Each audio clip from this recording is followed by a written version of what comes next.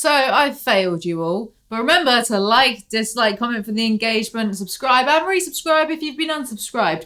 Today's video topic essay is on 50 Shades of Grey, and I failed you all because I didn't complete it. I couldn't do it. I could not mentally do it anymore. I got about halfway through. I want to say halfway through. And the script length was already almost as much as the Twilight video, which was about 3 hours, 2.5, 3 hours, whatever. I thought if I keep going with this video is probably going to be 5 hours long. If this video does well, like we'll split it into a part 1, part 2. If this one does well, then I'll finish it off. All right. Also, it was fucking miserable. I was so miserable doing this, and I have some theories as to why. So I think this book gave me fatigue. Sure, Twilight and House of Night took a while to do, but I was enjoying it. I was having fun. This was a slog. This was painful, page by fucking page. So 50 Shades of Grey started off as Twilight fan fiction. Inexplicably, success followed. I think what was draining me was that it's Twilight fan fiction and I just read Twilight. So there were a lot of scenes where it's like, well, okay, I read the, dare I say, superior version, because 50 Shades of Grey is much worse. It's just worse than Twilight. It's so poorly, it's garbage. It's so poorly written. Everyone's murmuring all the time. I was counting. It was like 1 to 2 murmurs per page. And then I decided to just throw the towel and call it quits. Why are people murmuring all the time? I think E.L. James thinks that murmuring is sexy. This is murmuring. It's mumbling. What? Speak up. Can't hear. It's not sexy. What? Why is everyone murmuring? Okay. It's abusive. It's abusive as shit. Not because, BDSM. No. It does bad with that. It's just trash. It's terrible in every single sense of the word. You know, and I can get through Twilight because I have a weird love-hate relationship with Twilight. I do love to hate on it. I do enjoy the films. I also understand Twilight. I understand its appeal. I get it. I understand why people like it. Teenagers. I don't understand 50 Shades of Grey. I don't understand the appeal. It is not sexy. Christian Grey flavoured popsicle, anyone. It's so badly written. My inner goddess, my subconscious, like, lost for words. I can feel my blood pressure rising. It's full of cliches. The abuse part is unintentional. I have to, throw that in, but it doesn't matter. My God, did no one edit this? Did no one? Were people just really thinking, how could they have predicted that it was going to be so big? They couldn't have just been thinking, yeah, cha-ching. Was E.L. James like a big writer before? I don't think so. I'd never heard of her before. And I know some writers and stuff. I will never understand how this book became so popular. I will never understand how it got a movie deal. Well, actually, money. I don't want to be over dramatic, but I feel that it's safe to say, if you to this day enjoy that, I can overlook 10 years ago, but if to this day you think this book is good in any way, shape or form and you enjoy it, we have nothing in common and I will call the police if you come anywhere near me. So I got the 50 Shades of Grey trilogy on Kindle for $6.99, a bargain and a rip-off simultaneously. Schrodinger's smut. Remember, because I'm going to point this out a lot, that this originally started off as Twilight fanfiction, and now E.L. James is worth between $50 to $170 million, depending on which net worth website you look at, so don't let your memes be dreams. The 50 Shades novels have sold over 125 million copies worldwide, over 35 million copies in the United States, and set the record in the United Kingdom as the fastest selling paperback of all time. I give up. For Niall, the master of my universe. I scowl with frustration at myself in the mirror. Damn my hair. It just won't behave. And damn Catherine Kavanagh for being ill and subjecting me to this ordeal. I should be studying for my final exams, which are next week. Yet here I am trying to brush my hair into submission. Is that foreshadowing? That wasn't part of the script. My throat is closing up on itself. I must not sleep with it wet. I must not sleep with it. Why has my brain already been smutty? Thank fuck this is sponsored. If this video somehow survives demonetization, I will do nothing and collect money. Sorry.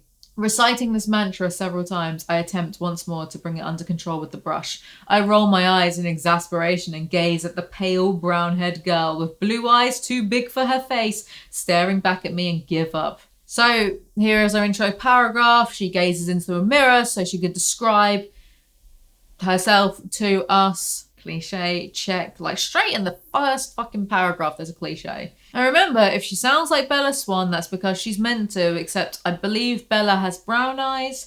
This girl has blue eyes. Also, what does eyes too big for her face actually mean? Are they bulging out? Are they falling onto her cheekbones, like still attached to the eye stem stalk things? What? You tell me. Comment down below. Tell me what you think. Kate is my roommate, and she has chosen today of all days to succumb to the flu. Therefore, she cannot attend the interview she'd arranged to do with some mega industrialist tycoon I've never heard of for the student newspaper. So I have been volunteered. I have final exams to cram for and one essay to finish, and I'm supposed to be working this afternoon. But no, today I have to drive 165 miles to downtown Seattle in order to meet the enigmatic CEO of Grey Enterprises Holdings, Inc. As an exceptional entrepreneur and major benefactor of our university, his time is extraordinarily precious, much more precious than mine. He has granted Kate an interview. A real coup, she tells me. Damn her extracurricular activities. There is a lot of exposition immediately. That is a lot to take in. This could be the blurb of the book, but instead it's the first 2 paragraphs, information overload. In this book, Bella is called Anna and is helping out her flatmate with a project. Of course I'll go, Kate. You should get back to bed. Would you like some NyQuil or Tylenol? NyQuil, please. Here are the What am I saying? Here are the questions in my digital recorder. Just press record here. Make notes. I'll transcribe it all. I murmur, trying and failing to suppress my rising panic. The questions will see you through. Go. It's a long drive. I don't want you to be out late. Okay, I'm going. Get back to bed. I made you some soup to heat up later. I stare at her fondly. Only for you, Kate, would I do this. They read the exact tone, both monotonous robots. Anna drives to Mr. Grey's headquarters. Behind the solid sandstone desk, a very attractive, groomed, blonde young woman smiles pleasantly at me. She's wearing the sharpest charcoal suit jacket and white shirt I have ever seen. She looks immaculate. I'm here to see Mr. Grey, Anastasia Steele, for Catherine Kavanagh. Excuse me one moment, Miss Steele. She arches her eyebrow as I stand self-consciously before her. I'm beginning to wish I'd borrowed one of Kate's formal blazers rather than worn my navy blue jacket. I have made an effort and worn my one and only skirt, my sensible brown knee-length boots, and a blue sweater. For me, this is smart. I've had enough already. For me, this is smart. I tuck one of the escaped tendrils of my hair behind my ear as I pretend she doesn't intimidate me. In my script, I said I'm bored reading this, and I was just bored reading it out. It's like I'm reading perfunctory descriptions that don't actually matter, and I can't describe it or explain it any more than that. She hands me a security pass as visitor very firmly stamped on the front. I can't help my smirk. Surely it's obvious I'm just visiting. I don't fit in here at all. Nothing changes, I inwardly sigh. You know, and for a moment I doubted why the fuck I'm doing a video on this boring drivel in the first place, but that line has saved the day. How are you so faux neurotic that you just got insecure over a visitor badge saying you're a visitor to a building you've never been? How do you manage to project that badly onto a little bit of cardboard? How do you manage to get past a very normal identification card and manage to extrapolate from it that you're just so different and quirky and not like the other girls and you don't fit into places readily? I want to heave. The whole building is made of steel and glass, and Anna's last name is Steele and Mr. Grey's surname is Grey, and I feel beaten over the head with the symbolism. I sit down, fish the questions from my backpack and go through them, inwardly cursing Kate for not providing me with a brief biography. I know nothing about this man I'm about to interview. He could be 90 or he could be 30. The uncertainty is galling and my nerves resurface, making me fidget. Why didn't you just Google him before you left? Takes 2 seconds. Boring problems for boring people. To be honest, I prefer my own company, reading a classic British novel curled up in a chair in the campus library. Not sitting, twitching nervously in a colossal glass and stone edifice. I said in my script, I am screaming internally right now. But me right now, I'm just laughing. It's funny because I read that out and I was thinking to myself, my God, it's just like that is fan fiction. Read any fan fiction. Read fucking Harry Potter and Hermione in a fan fiction would be described as that. And I also said in my script, like a few weeks, I can't remember when I fucking did this. This is just fan fiction, no more or less. I agree. Well done, me. Past me. I agree with myself all of the time because I'm just consistently right. But my point is, it's just fan fiction. Poorly written at that. And yet it's more successful than I will ever be. Anna has some chagrin that everyone here is blonde and supposes that Mr. Grey is a 40-plus-year-old sugar daddy. I'm lying to make this more interesting than it actually is. I push open the door and stumble through, tripping over my own feet and falling headfirst into the office. Double crap. Me and my 2 left feet. I'm on my hands and knees in the doorway to Mr. Grey's office, and gentle hands are around me, helping me to stand. I am so embarrassed. Damn my clumsiness. I distill myself from glancing up. Holy cow, he's so young. I can't convincingly do my script, because when I was reading this, I was getting so mad. But me here, having a whale of a time. Loving it. Why didn't I finish off and make this a 6-hour-long fucking video? But me in the script, my entire face pulsed from the raised blood pressure of reading this. Like Bella, our Mary Sue's fatal flaw is being clumsy. And she says holy cow in the place of holy crow. And I don't know which is better, TBH. Cow would be better than crow by default because it's an actual thing that people would say. However, we know that this is cow because Twilight has crow. So I think that makes this actually worse than saying holy crow in the first place. Do you follow my reasoning? Also, for a book that was targeted at adults, because it's an erotica, there's lots of sex, it's targeted for adults, not young adults. This is an adult book. The protagonist is so immature. I can't imagine like a 45-year-old yummy mummy reading this being like, relatable. So young and attractive, very attractive. He's tall, dressed in a fine grey suit, white shirt and black tie with unruly dark copper-coloured hair and intense bright grey eyes that regard me shrewdly. It takes me a moment for me to find my voice. Here's Edward Cullen being intense for absolutely no reason. I think the aim of this, when authors do this, is because like men in fiction, if they're really intense for no reason, it makes them super duper hot or something. But here's the problem with that little fantasy. Have you been around people who are just being really intense for no reason in real life? Because it's kind of cringe, bro. Just saying. Like, it's not hot. Chill out, mate. Calm down.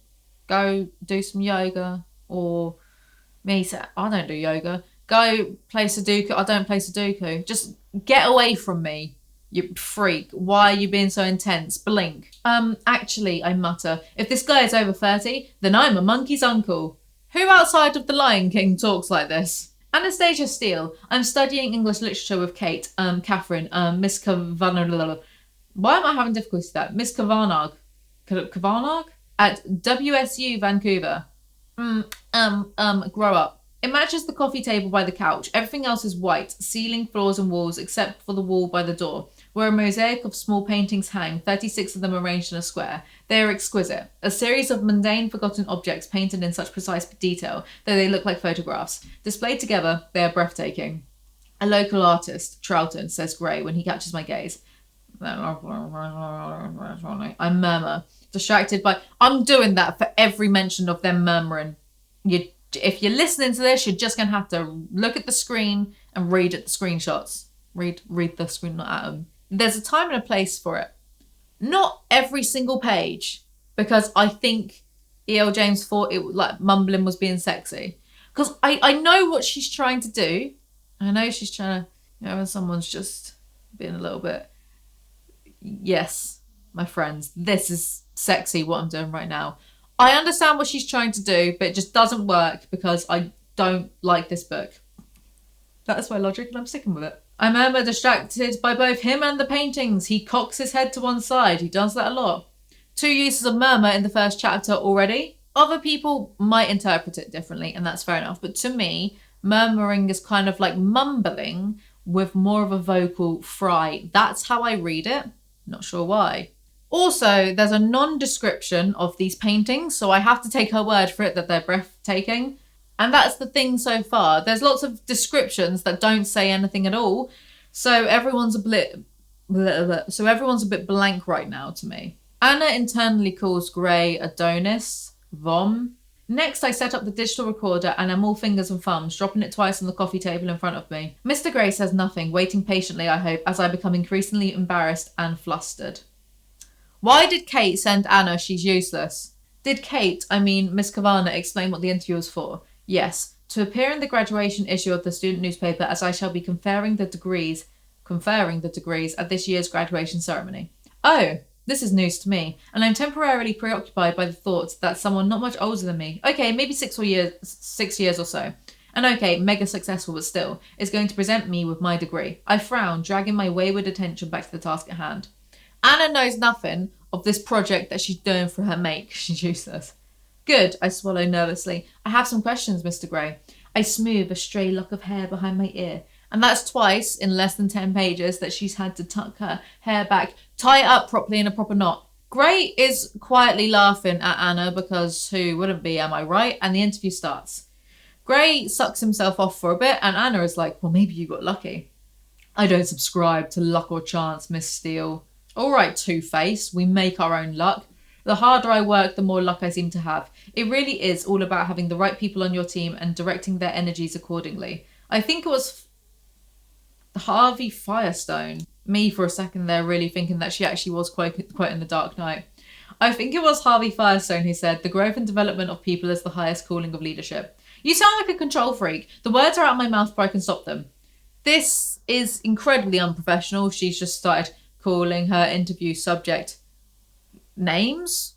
So again, I'm not sure why Kate picked Anna for this. Anna is like, oh my God, why does he make me feel so unnerved? Oh, it's because he's so sexy. I employ over 40,000 people, Miss Steele. That gives me a certain sense of responsibility. Power, if you will. If I were to decide that I was no longer interested in the telecommunications business and sell, 20,000 people would struggle to make their mortgage payments after a month or so. My mouth drops open. What, you wouldn't give them, like, some severance pay? Fucking billionaires, am I right? My mouth drops open. I'm staggered by his lack of humility. Don't you have a board to answer to? I ask, disgusted. I own my company. I don't have to answer to a board. Well, that's nice. He raises an eyebrow at me. Of course, I would know this if I had done some research, but holy crap, he's arrogant. I changed tack. Even Anna knows that she's not bothered to do any research. This faux argument between them is very contrived. He's being arrogant and she's getting overly offended by that, even though they've been talking for less than a minute. So she's just decided to get offended. It's very strange. Chill out, he smiles, revealing perfect white teeth. I stop breathing. He really is beautiful. No one should be this good looking. How did Stephanie Meyer never sue? This is just Twilight plagiarism, which I then Googled to find out Stephanie Meyer's opinions on these books, and she's never read them because they're too erotic for her. Of course they are.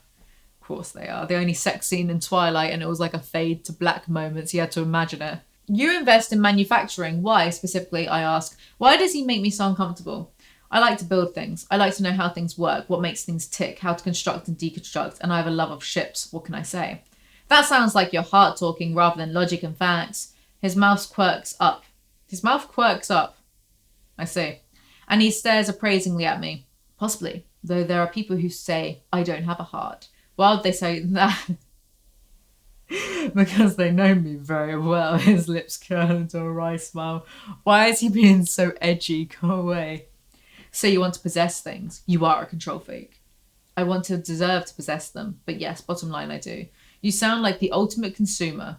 I am. He smiles, but the smile doesn't touch his eyes. Again, this is at odds with someone who wants to feed the world, so I can't help thinking that we're talking about something else, but I'm mystified as to what it is. I swallow hard. The temperature in the room is rising, or maybe it's just me. I just want this interview to be over. Surely Kate has enough material now. I glance at the next question.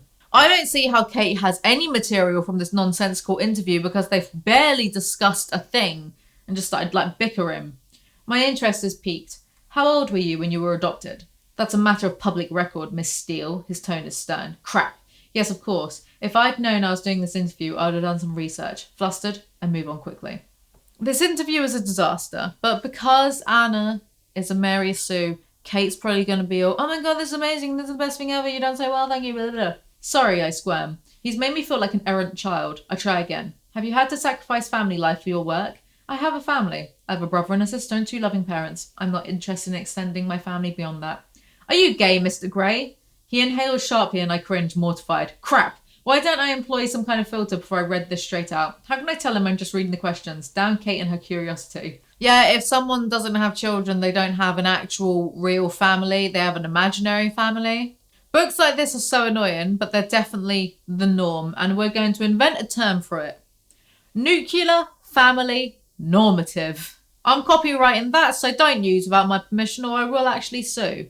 I remember that Grey doesn't want kids, but I also know that by the end of the trilogy they have a child or Anna gets pregnant or some shit, because of course he actually did want kids. He was just being like broken before. He was just broken and that's why he didn't, but he actually did. It just took the right woman for him to see the error of his ways. Boring. Because that's truly every woman's like ultimate fantasy. Pushing a watermelon off bits. I apologise, it's written here. It's the first time he said my name. My heartbeat has accelerated and my cheeks are heating up again. Nervously, I tuck my loosened hair behind my ear. 3 times now. Just wear your hair down. How about that? He cocks his head to one side. That's the second time that this has happened in this conversation. Is Mr. Grey actually a German Shepherd? Grey works out that this isn't Anna's interview and she's filling in for a friend, and then blonde number 2 enters, that's what she's called in the book, enters to tell him that he has a meeting in 2 minutes, but he cancels it to continue talking to Anna. Swoon. He asks Anna what she plans to do after graduation. We run an excellent internship program here, he says quietly. I raise my eyebrows in surprise. Is he offering me a job? Why would he even suggest this? She's been a disaster of an interviewer. I suppose it's because she's just so demure and special or something. Or he just wants to fuck her, doesn't he? Anna ends the interview. Mr. Grey, I nod at him. Moving with lithe, athletic grace to the door, he opens it wide. That's because in a previous life he was a vampire. That's very considerate, Mr. Grey, I snap and his smile widens. I'm glad you find me entertaining. I glower inwardly, walking into the foyer. I'm surprised when he follows me out. Andrea and Olivia both look up, equally surprised. Glad to see that the creepy over-familiarity of his past life has passed on to this current one. Grey places his hands for a moment on my shoulders. I gasp at the contact. Get a life. Chapter 2. She scrambles out of the elevator doors and stumbles, tee-hee. She wonders why Grey affected her so much. I reckon it's because he's a bajillionaire or something, because otherwise he just sounds really annoying, being intense all the time for no reason. Boring. Well, on the surface, an involuntary shiver runs down my spine. He may be arrogant, but then he has every right to be. He's accomplished so much at such a young age. He doesn't suffer fools gladly, but why should he? Again, I'm irritated that Kate just didn't give me a brief biography. Why is she justifying his faults to herself? Also, you could have done a quick Google, mate. Shaking my head, I realise that Grey's more like a man twice his age. It's almost as if he's from another century. Anna gets home and talks to Kate about the interview. Mostly he was courteous, formal, slightly stuffy, like he's old before his time. He doesn't talk like a man of a 20-something. How old is he anyway? Anna goes to her job at Clayton's, a hardware store in Portland. #sponsored. I think this might be a reference to Mike's dad's store in Twilight. I don't know anymore. I don't care anymore.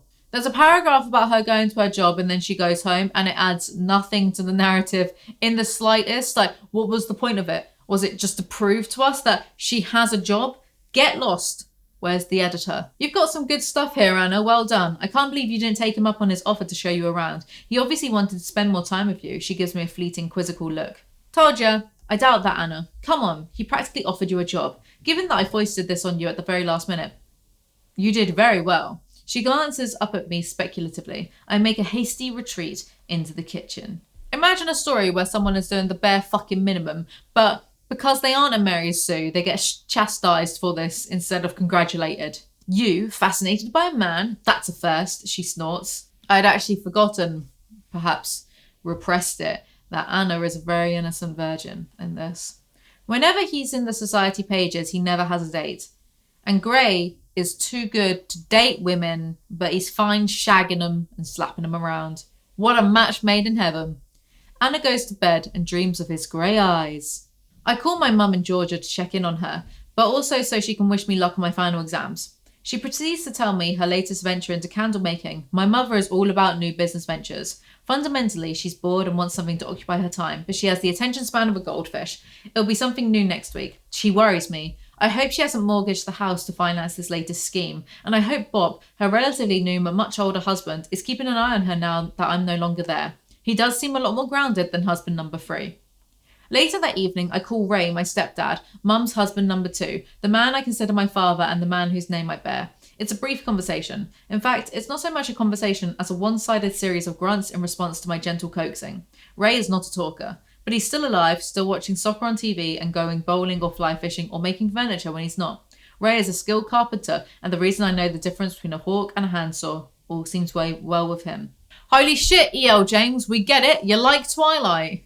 So Anna's friend Jacob Black is here. Wait, no, Jose. Jose is here, not Jacob. Jose is a photographer and is in love with Anna. Let's celebrate. I want you to come to the opening. Jose looks intently at me and I flush. Both of you, of course, he adds, glancing nervously at Kate. Jose and I are good friends, but I know deep down inside he'd like to be more. He's cute and funny, but he's just not for me. He's more like the brother I never had. Stop being friends with him then, you head ass. Until very recently, the unwelcome, still small voice of my subconscious whispers, "No!" I banish the thought immediately. I remember when I first read this, how much I hated this. And I'm going to go over the definition of subconscious so none of you try and get smart with me. And also I've checked this with a lot of my friends too, just so I know that I'm right. Subconscious, the adjective. Of or concerning the part of the mind of which one is not fully aware but which influences one's actions and feelings. My subconscious fear, for example. The noun. The subconscious part of the mind, not in technical use in psychoanalysis, where unconscious is preferred. Uncertainties were lurking around the edge of her subconscious. The subconscious, or the unconscious, whichever you want to choose, is the part of your mind in which you are not consciously aware of. It runs the show without your approval. That's what it means. The unconscious, or the subconscious, whichever you want to go for. And time again, Anna hears this voice of her subconscious. Yeah, but like this voice is always just bullying her and always like negging her. And that's her subconscious talking. It sounds more like just negative, intrusive thoughts, but whatever, what do I know? All I know is it does my head in. I watch Jose open the bottle of champagne. He's tall, and in his jeans and t-shirt, he's all shoulders and muscle, tan skin, dark hair, and burning dark eyes. Yeah, Jose is pretty hot, but I think he's finally getting the message. We're just friends. The cork makes its loud pop, and Jose looks up and smiles. I mean, have you point blank just told him, I don't like you that way, so don't hang around in the hopes that one day I'll come to my senses and change my mind and fuck you, because it's not going to happen. Or is he going to get the message via nothing at all? Anna is at work and Christian Grey shows up because he's a freak. I was in the area, he says by way of explanation. I need to stock up on a few things. It's a pleasure to see you again, Miss Steele. His voice is warm and husky, like dark melted chocolate caramel fudge or something. I wish she had hired an editor or something. Christian Grey is the epitome of male beauty and it gives Anna heart failure. There are a few items I need. To start with, I'd like some cable ties, he murmurs, his expression both cool and amused. So, Grey indulges in BDSM. Badly, if he's using cable ties, of which this is heavily implying he does do the sex using cable ties. You do not use cable ties. Cable ties tighten the more you pull them, and they don't untighten. You have to cut them. If you're tying someone up with cable ties, you could quite easily cut off their blood circulation and do some serious damage to them. But this book and Christian Grey are stupid. I head down one of the aisles to the electrical section. Why is he in Portland? Why is he here at Clayton's? And from a very tiny, underused part of my brain, probably located at the base of my medulla oblongata, near where my subconscious dwells, comes the thought he's here to see you. No way. Yeah, and the mitochondria is the powerhouse of the cell. See? Not here to find you at all. My subconscious sneers at me, loud, proud, and pouty. I flush at my foolish, wayward thoughts. For all the big words she wants to use, E.L. James does not understand what a subconscious is, and I'm not going to listen to anyone wanting to prove to me otherwise. Don't believe you. He gazes at the selection of cable ties we stock at Clayton's. What on earth is he going to do with those? I cannot picture him as a do-it-yourselfer at all. His fingers trail across the various packages displayed, and for some inexplicable reason, I have to look away. He bends and selects a packet. These will do, he says with his oh-so-secret smile. Is there anything else? I'd like some masking tape. Masking tape? Are you redecorating? The words are out before I can stop them. Surely he hires labourers or has staff to help him decorate. No, not redecorating, he says quickly, then smirks, and I have the uncanny feeling that he's laughing at me. I know about this character, and I know that right now he's just imagining tying her up with cable ties or using masking tape on her little pouty, virginal mouth, virgin or whatever. Which, you know, they've met once, he's found out where she's worked, he's gone to where she's worked, so he could, like, just fantasize about doing things to her, which he doesn't know if she's okay with or not yet. Like, he's a weirdo. Every time they accidentally touch, Anna feels a zap of electricity because their sexual tension is so, like, palpable. It's like, you know how sexy it is, yeah, when you're in a horse field and you accidentally touch the electric fence and you get zapped? Yeah? Yeah, really sexy. Such a turn on. Desperately, I scrabble around for my equilibrium. Second time in this chapter she mentioned her equilibrium. Gray also gets some rope because he's just taking Anna sex shopping without her realising, and he's getting turned on by this because he's creepy. Books, I whisper, but inside my subconscious is screaming, you are my thing. I slap it down instantly, mortified that my psyche is having its ideas way out of its league.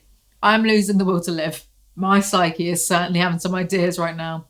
What kind of books? He cocks his head to one side. Is he okay? Does he need a neck massage? Because he does this a lot. I just imagine Christian Grey, like, walking around like this all the time. Hello, would you like me to tie you up with some cable ties? There's also constant references to his long index finger, just the one. It's like Pinocchio's nose won't stop growing. So why am I so stupid? I hate this. You wouldn't want to ruin your clothing. I gesture vaguely in the direction of his jeans. I could always take them off, he smirks. I feel the colour in my cheeks rising again. I must be the colour of the Communist Manifesto. Stop talking now. He's weird. I just said, I'm going to go over it again. They meet once. He finds out where she works. He goes to where she works. She's really inexperienced and naive, and he's aware that she's inexperienced. He's not aware that she's a virgin, but he is aware that she's very inexperienced. So he just, like, goes to her workplace to be weird and make her feel odd. It comes across as quite predatory, but of course it's okay because he's, like, super duper hot. It's fine to stalk someone as long as they're hot and a bajillionaire. He asks about the article and then offers to do a photo shoot to make up for not having original photos for the interview. Kate will be delighted if we can find a photographer. I'm so pleased I smile at him broadly. His lips part like he's taken a sharp intake of breath, and he blinks. For a fraction of a second he looks lost somehow, and the earth shifts slightly on its axes, the tectonic plates sliding into a new position. Oh my, Christian Grey's lost look. So she smiles and he's dazzled by it. A little twist on the old Twilight thing. Still want to vomit, but... They're interrupted by someone called Paul. Yep, you're looking well, Anna. Really well. He grins as he examines me at arm's length. Then he releases me but keeps a possessive arm draped over my shoulder. I shuffle from foot to foot, embarrassed. It's good to see Paul, but he's always been over-familiar.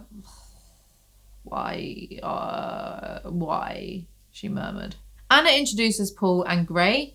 I didn't remember this Paul guy, so I assumed he just wasn't important to the story at all. Paul is like, whoa, Christian Grey, hi, gotta go bye. And then Grey is being a twat. Sure, Paul. I watch him disappear towards the stockroom. Anything else, Mr. Grey? Just these items. His tone is clipped and cool. Damn, have I offended him? Taking a deep breath, I turn ahead for the register. What is his problem? Well, talk about possessive. He's getting snotty just because a random dude, a friend of Anna's, showed up, and Grey is being snotty about it over someone he's met once. It's not normal behaviour. Good. Until tomorrow, perhaps. He turns to leave, then pauses. Oh, and Anastasia. I'm glad Miss Kavanagh couldn't do the interview. He smiles, then strides with renewed purpose out of the store, slinging the plastic bag over his shoulder, leaving me a quivering mess of raging female hormones. A quivering mess of raging female hormones. How did so many people buy this book? Anna admits to herself that she likes Christian, but she's sure it's a coincidence that he turned up to her work. Chapter 3. Anna rings Kate to tell her about the shoot and believes it's not a coincidence that Gray was at the store. Kate tells her that Gray has given the farming division of WSU a $2.5 million grant. You can contact him. I have his cell phone number. Kate gasps. The richest, most elusive, most enigmatic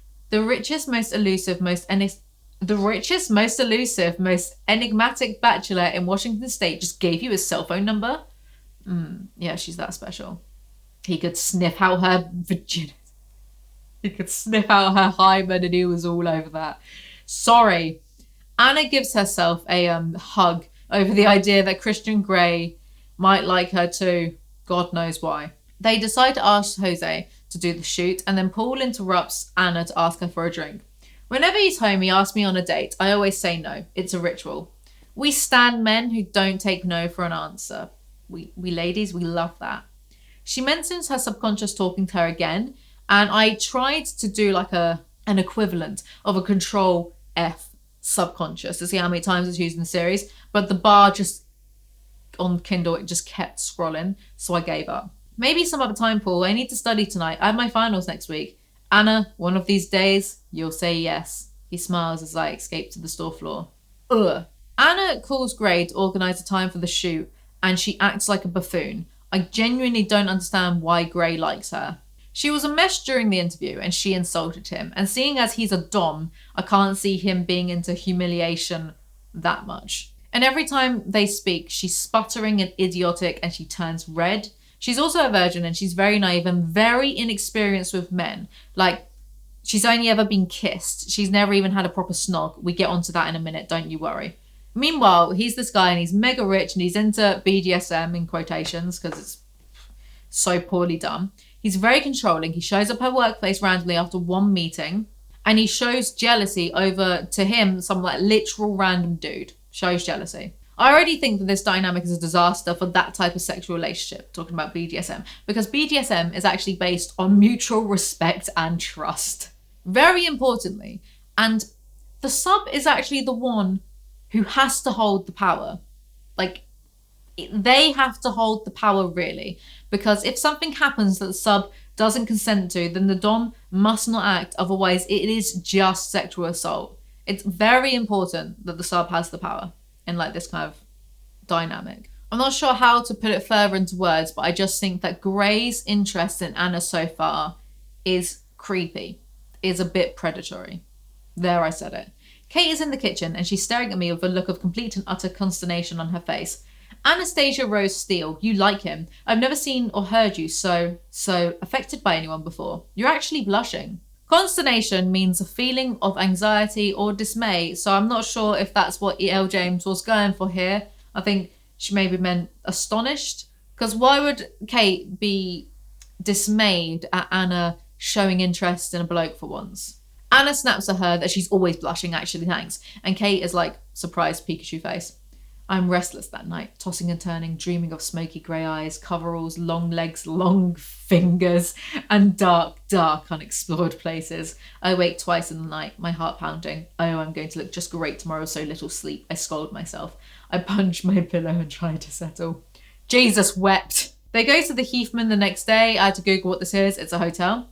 Kate has managed to acquire the use of a room at the Heathman, free of charge for the morning in exchange for credit in the article. Typical influencers always trying to get free shit. Jose, I think we'll shoot against that wall. Don't you agree? She doesn't wait for his reply. Travis, clear the chairs. Anna, could you ask housekeeping to bring up some refreshments? And let Gray know where we are. Yes, mistress. She's so domineering. I roll my eyes, but do as I'm told.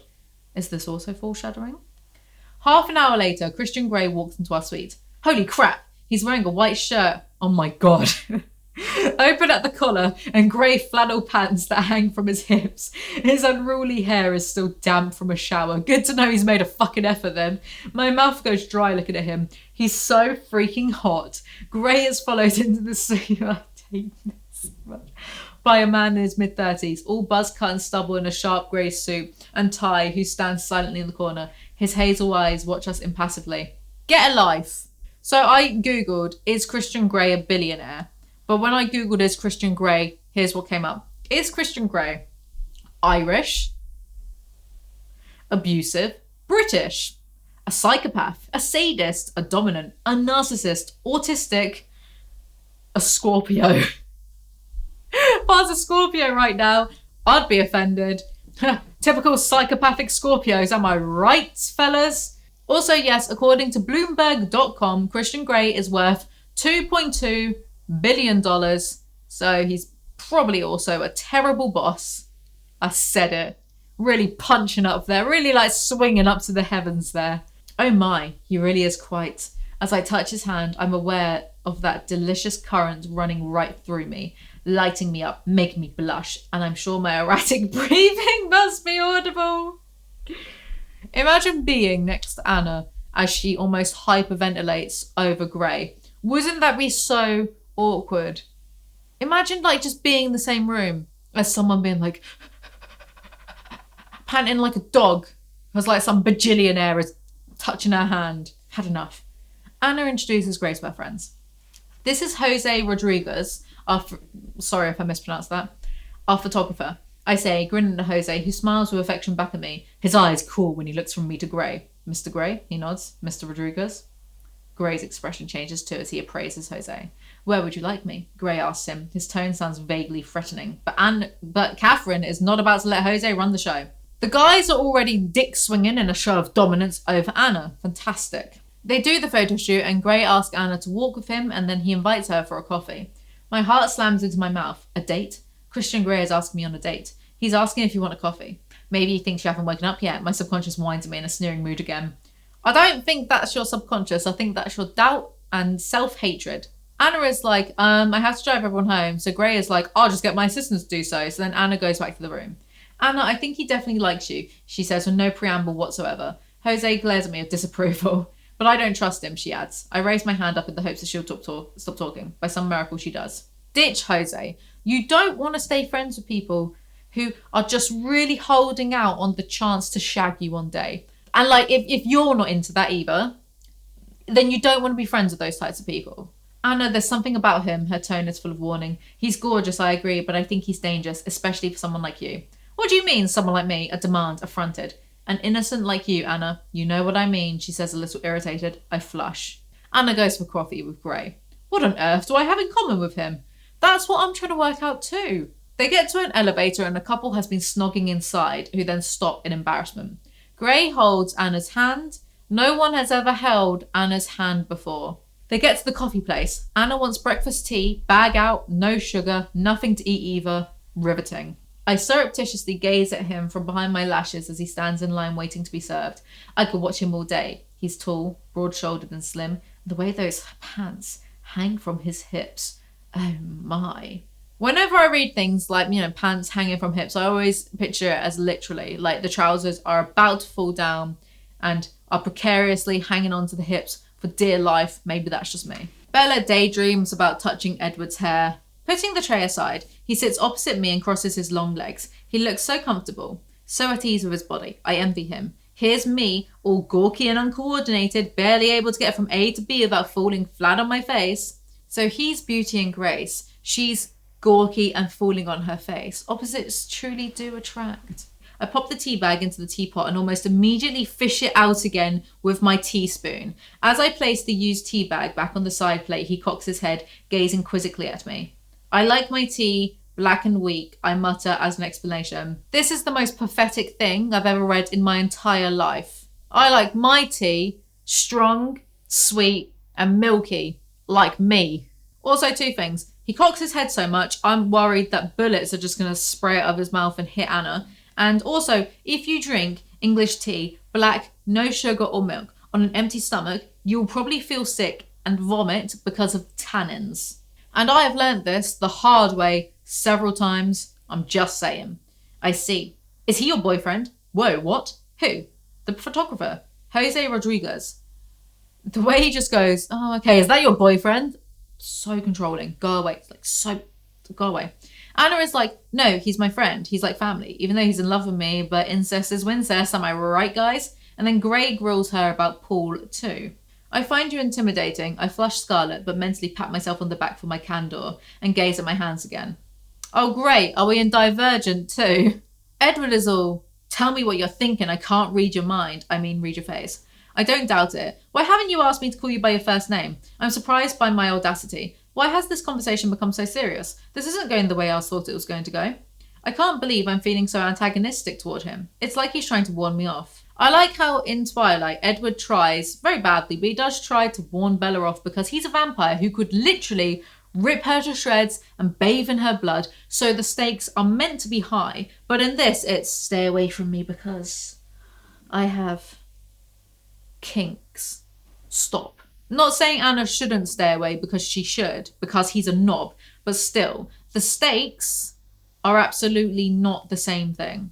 Gray asks Anna more questions, but she gives short answers and then realises she's given short answers, so she starts babbling. It's really not interesting. It's making me miss actual Twilight, because this is just a poorer copy of Twilight. Thus, somehow, it's an even bigger waste of time. Well, I'm really annoyed. I was just yapping away for ages, hadn't even pressed record. So Anna tries to question Gray back. Would you like to go to Paris? I squeak. This has thrown me. Who wouldn't want to go to Paris? Of course, I concede. But it's England that I'd really like to visit. Because, I blink rapidly, concentrate steel. It's the home of Shakespeare, Austen and the Bronte sisters, Thomas Hardy. I'd like to see the places that inspired those people to write such wonderful books. So I know that it was a British author that wrote this, and hey, I think there's a lot of beauty in England too. But I love it when England is romanticised like this, because the reality of it is it's just loads of like high streets full of bookies next to charity shops, next to chicken cottages, and people like sitting in Tesco's car parks in Vauxhall Corsas, listening to really heavy D&B and shouting at old people as they walk by. I'm very sure if Shakespeare were born in the 21st century, he would have been very inspired by modern day England. Romeo and Juliet, but make it chavs and Tories. Wow. So Anna decides to leave to study for her exam, so they hold hands back to the hotel again, and Gray asks if she always wears jeans. Do you have a girlfriend? I blurt out. Holy crap, I just said that out loud. His lips quirk up in a half smile, and he peers down at me. No, Anastasia, I don't do the girlfriend thing, he says softly. Don't worry, because Anna is so special that she'll surely change that. Anna trips and almost falls into a cyclist, so Gray pulls her back and holds her, and she breathes in his scent and he touches her face, and for the first time in 21 years, she wants to be kissed, and the chapter ends. Chapter 4. Anna is staring at Gray's mouth, and he's breathing hard and she's not breathing at all. What a pair of simps. She's wishing he would kiss her. Anastasia, you should stay clear of me. I'm not the man for you, he whispers. What? Where is this coming from? Surely I should be the judge of that. I frown, and my head swims with rejection. Oh no, drama. Here's the issue with this, and dare I say it, but the source material is more compelling than the fan fiction, than what we have here. The stakes are higher and more realised. Edward is a rich vampire creep who is dangerous for Bella's existence. Gray is a rich creep who is dangerous for Anna's sexual health if those cable ties are anything to go by. These are not in the same realms of stakes in the slightest. And I hate myself for saying it, but Twilight is the better novel. There's no point reading 50 Shades of Grey other than for the erotica, but even that is so poorly written, as we will eventually get to, maybe not in this video, maybe in another one. So you might as well just read better written erotica than this nonsense. I'll go as far as saying my short story, Piers Morgan's Vegan Lover, you can buy it in the link below, it's like 99p or something, his misadventure with a vegan sausage roll. I'll go as far as saying that I think that was better written. I had someone help me, proofread that one. Yeah, more than E.L. James can say, isn't it? So anyway, all of this has led me to the logical conclusion that people only read this because they wanted to imagine Bella and Edward boning more than what Breaking Dawn gave us. I have no other conclusion as to why this book was popular. He unhands her and she is left bereft by this rubbish. Then she starts going, oh, he doesn't want me, where? That idiot was riding the wrong way. I'm glad I was here. I shudder to think what could have happened to you. Do you want to come and sit down in the hotel for a moment? He releases me, his hands by his sides, and I'm standing in front of him feeling like a fool.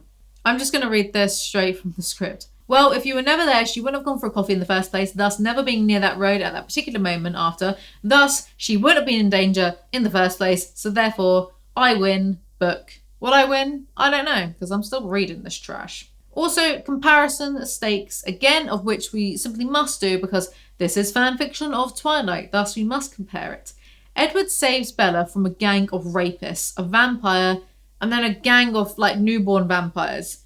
Grey saves Anna from an errant cyclist. These stakes aren't twins, they're not sisters, they're not distant relatives, they don't even live in the same postcode. He doesn't want me. What was I thinking? I scold myself. What would Christian Grey want with you? My subconscious mocks me. My subconscious is telling me that I hate this. Work on your self-esteem. Also, you know, most billionaires aren't exactly great, are they? So you're better off not near one in the first place. Ooh, yes, Alizee taking shots at billionaires like Billy Big Balls. All I'll say is billionaires are some of the only people on earth who could feasibly pay to have you bumped off and also pay to get away with it. So it's better for your health and safety not to hang out with them in case you piss them off enough that they'd do that. Capiche? They angst a bit and then say goodbye angrily, and Anna cries in a garage.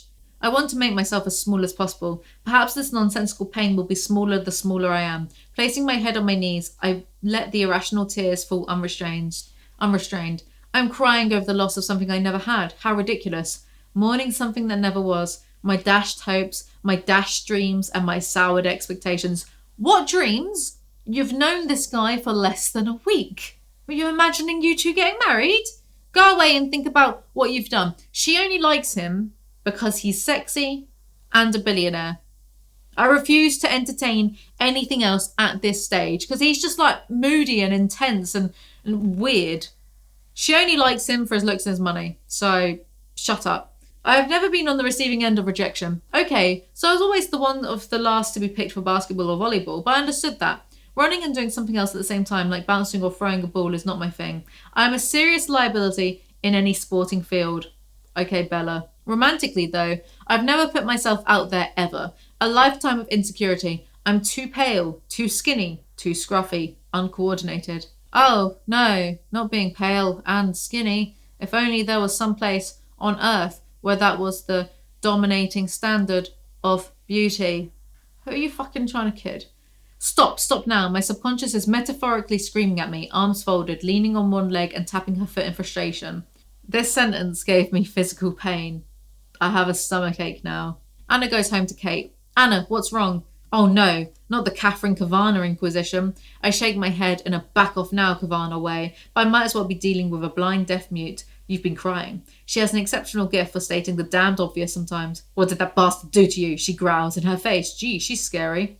The way everyone always drops what they're doing and flocks to the MC of all these Mary Sue books whenever she's, a little bit chagrined or she's a little bit upset. It's so unrelatable for me. Perils of being entirely self-sufficient. My friends are more likely to ask me, where's the body buried whenever I get big mad at someone. My mate made a meme the other day about me. It was a newspaper template and the headline said, man has different opinion to Alizee. Must die. Maybe I'm just jealous that no one cares about me. Kate shows Anna the article and Anna chagrins over Christian being too good looking for her. Then Anna goes off to study. And that night, I dream of grey eyes and leafy patterns in milk, and I'm running through dark places with eerie strip lighting. I don't know if I'm running towards something or away from it. It's just not clear. I mean, it's so reminiscent of Bella's dreams that I don't know where the line is between fan fiction, rip-off and plagiarism anymore. But reading that out, I mean, this would make more sense because, I had to do a little bit of research for this. I probably mentioned it later on in this, that I think Christian originally was a vampire as well. So things like this, it makes more sense if he was still a vampire. Like running through places, dark places with eerie strip lighting. I don't know if I'm running towards something or away from it. It's just not clear. That makes more sense if he is a supernatural being. Not just he's a big scary billionaire who likes to whip you a little bit. So Anna's exams are over and she's like, woo, I might even get drunk tonight. I've never been drunk before. I'm confused in British, but okay, I accept and I'm tolerant of cultural differences because I am a good person. Anna receives an anonymous gift. First editions of Tess of the D'Urbervilles, clearly from Grey. How does he know her address? Because he's a weirdo. I have no idea. I think it's a warning. Honestly, he keeps warning me off. I have no idea why. It's not like I'm beating his door down. I frown. Warns her off, but tracks down her workplace, turns up, Tracks down her address and sends her things. Okay. This quote. Tess says it to her mother after Alec d'Urberville has had his wicked way with her. I know, muses Kate. What is he trying to say? I don't know. And I don't care. Don't care, didn't ask. I can't accept these from him. I'll send them back with an equally baffling quote from some obscure part of the book. The bit where Angel Clark says fuck off, Kate asks with a completely straight face. Why do authors sometimes write a straight-talking best friend and not realise that books are so much more interesting and entertaining from the perspective of a straight-talking best friend over an MC who's always angsting and going where, and is never really like saying what they mean? Is angsting more relatable for the masses? I want an MC who says fuck off and means it over someone crying because a guy was being cryptic with her. They go out to a bar and Anna's been drinking. She drunk some champagne and margaritas. If she's never drunk alcohol before, she's gonna be wasted. Why am I suddenly jealous of a book character? Triggered. Jose is there being creepy. Of course, Jose, I won't miss it for the world, I smile, and he puts his arm around my waist and pulls me close. It means a lot to me that you'll be there, Anna, he whispers in my ear. Another margarita? Yeah, that's right, get her drunk so maybe she finally wants to do ya. Anna is head-spinning drunk and heads to the bar and rings Gray to ask why he sent the books. Gray knows she's drunk, because it's pretty obvious, and immediately begins asking where she is and how she's going to get home. Anastasia, where are you? Tell me now. His tone is so dictatorial. His usual control freak. I imagine him as an old-time movie director wearing jodhpurs, holding an old-fashioned megaphone and a riding crop. Ooh. The image makes me laugh out loud. You're so domineering, I giggle. Anna, so help me, where the fuck are you? They aren't friends. This is overbearing. It is very normal for a 21-year-old to go to a bar with her friend, have a few drinks. It's normal for 14-year-olds in England, but okay. And yet he's acting like it's the Victorian times and she's without her chaperone, so he must step in. Christian rings her back and says, I'm coming to get you. Again, I must reiterate, she's known him for about 2 weeks now. Hung out with him in a friendly setting one time. She doesn't know this man, and he's coming to pick her up. She goes back to her friends with more drinks and then goes outside for fresh air because she's drunk too much, and Jose joins her to again be creepy. I think I've just had a bit too much to drink. I smile weakly at him. Me too, he murmurs, and his dark eyes are regarding me intently. Do you need a hand? He asks and steps closer, putting his arm around me. Predator alert! Jose, I'm okay, I've got this. I try to push him away rather feebly. Anna, please, he whispers. I spat at my screen in disgust. And now he's holding me in his arms, pulling me close. Jose, what are you doing? You know I like you, Anna. Please. He has one hand at the small of my back, holding me against him, the other at my chin, tipping back my head. Holy fuck, he's going to kiss me. No, Jose, stop. No. I push him, but he's a wall of hard muscle, and I cannot shift him. His hand has slipped into my hair and he's holding my head in place. This is just like Eclipse. Please, Anna. Carino. He whispers against my lips. His breath is soft and smells too sweet, of margarita and beer. He gently trails kisses along my jaw up to the side of my mouth. I feel panicky, drunk, and out of control. The feeling is suffocating. Jose, no, I plead. I don't want this. You're my friend, and I think I'm going to throw up. I think the lady said no. A voice in the dark says quietly, Holy shit, Christian Grey, he's here. How? Jose releases me.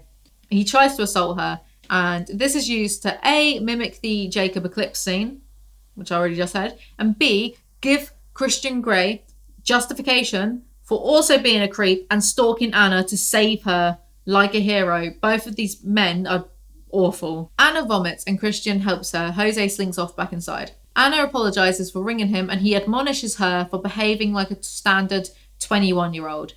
We've all been here, perhaps not quite as dramatically as you, he says dryly. It's about knowing your limits, Anastasia. I mean, I'm all for pushing limits, but really, this is beyond the pale. Do you make a habit of this kind of behaviour?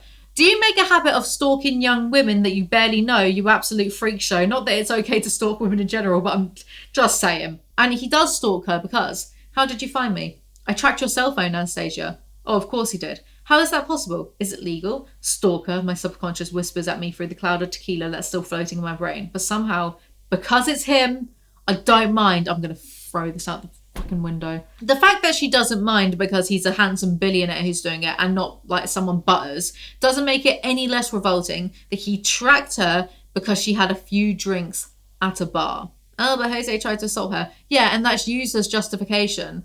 Like, that Christian's overbearing obsession is fine. Like, it's a lazy plot device. That's all it is. Shut up, book. They go back into the bar to find Kate. He rolls his eyes at me and takes my hand again and leads me to the bar. He's served immediately, no waiting for Mr. Control Freak Grey. Does everything come so easily to him? I can't hear what he orders. He hands me a very large glass of iced water. Drink, he shouts his order at me. The moving lights are twisting and turning in time to the music, casting strange coloured light and shadows all over the bar and the clientele. He's alternately green, blue, white, and a demonic red. He's watching me intently. I take a tentative sip.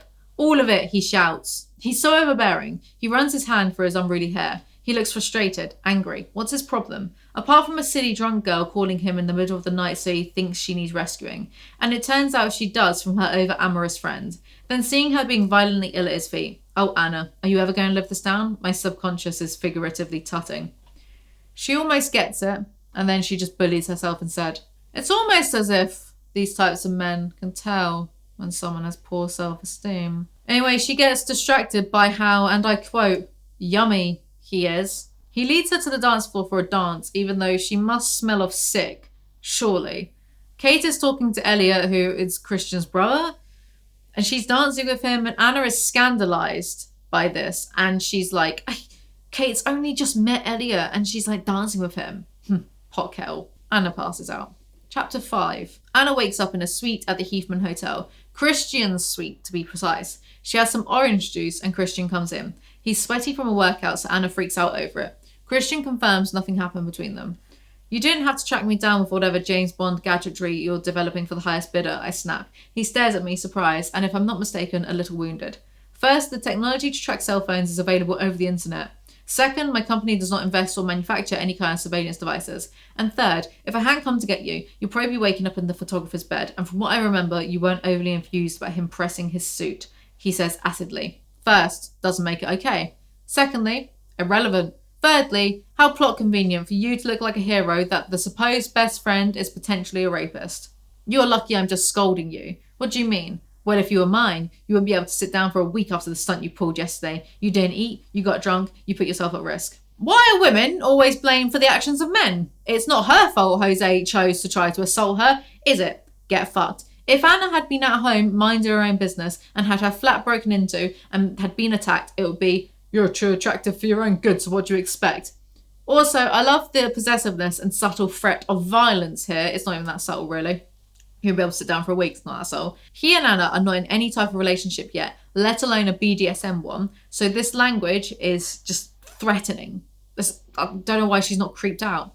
Gray has a mood swing and cocks his head, and Anna's medulla oblongata doesn't fire synapses enough to make her breathe, but unfortunately this isn't permanent.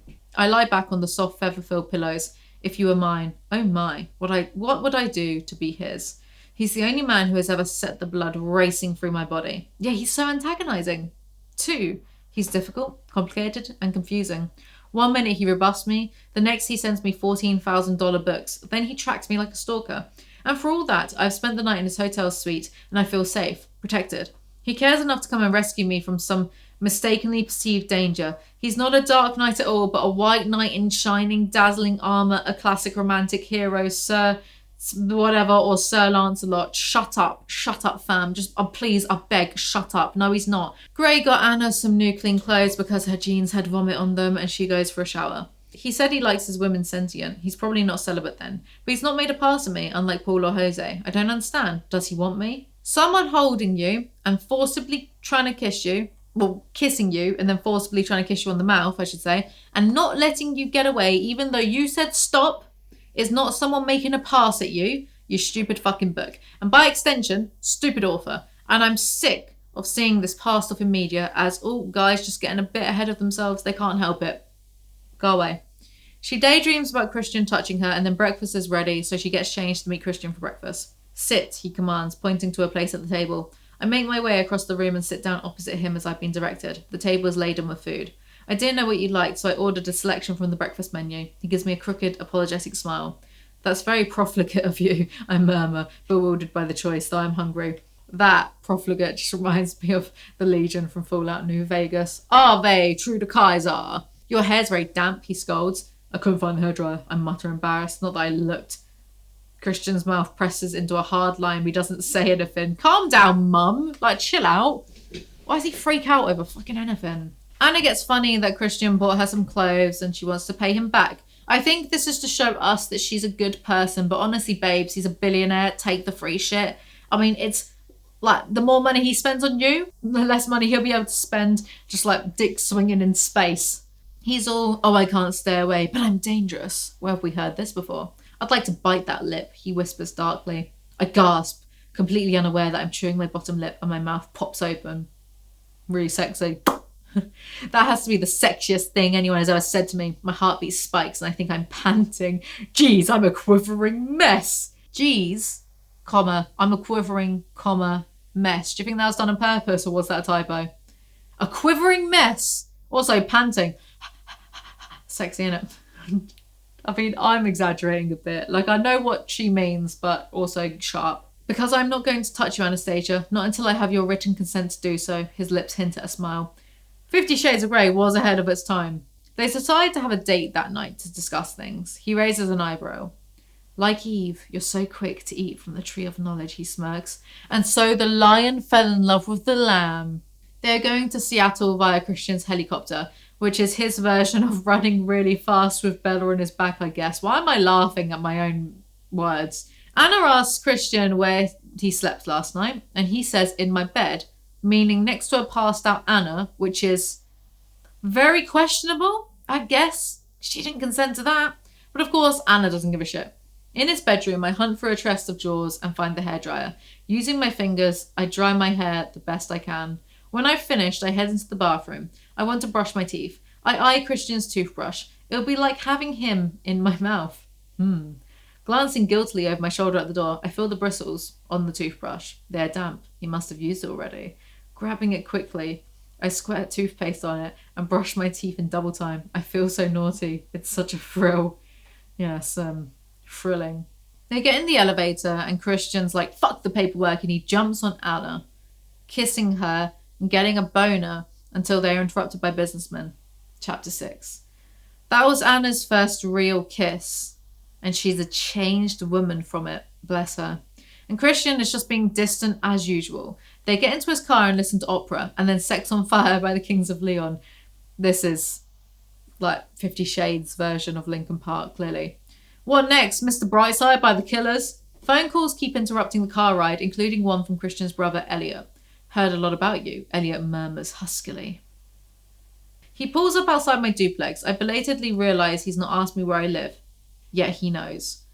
But then he sent the books. Of course he knows where I live. What's able cell phone tracking, helicopter owning stalker wouldn't? Why is she not more bothered by this? If he was ugly, she would have called the police and gotten a restraining order by now. Elliot is with Kate in their flat, so they make introductions. He tucks a stray strand of my hair that has worked its way free from my ponytail behind my ear. My breath hitches at the contact. I lean my head into his fingers. His eyes soften, he runs his thumb across my lower lip. My blood sears in my veins, and all too quickly, his touch is gone. That stray bit of hair again, and also this bit, it just directly sounds like it was pulled out of Twilight. Maybe it all just sounds the same after a certain point, I don't know. The guys leave, the girls talk. Wow, Anna Steele, finally falling for a man, and it's Christian Grey, hot, sexy billionaire. Oh yeah, it's all about the money, I smirk, and we both fall into a fit of giggles.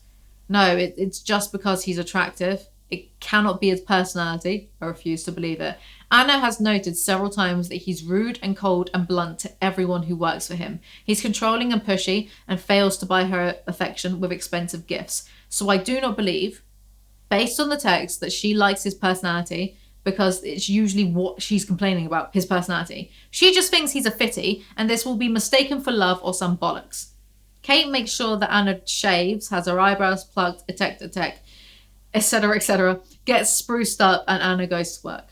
I also have the Jose issue. He's left 3 messages and 7 missed calls on my cell. He's also called home twice. Kate has been very vague as to where I am. He'll know she's covering for me. Kate doesn't do vague, but I've decided to let him stew. I'm still too angry with him.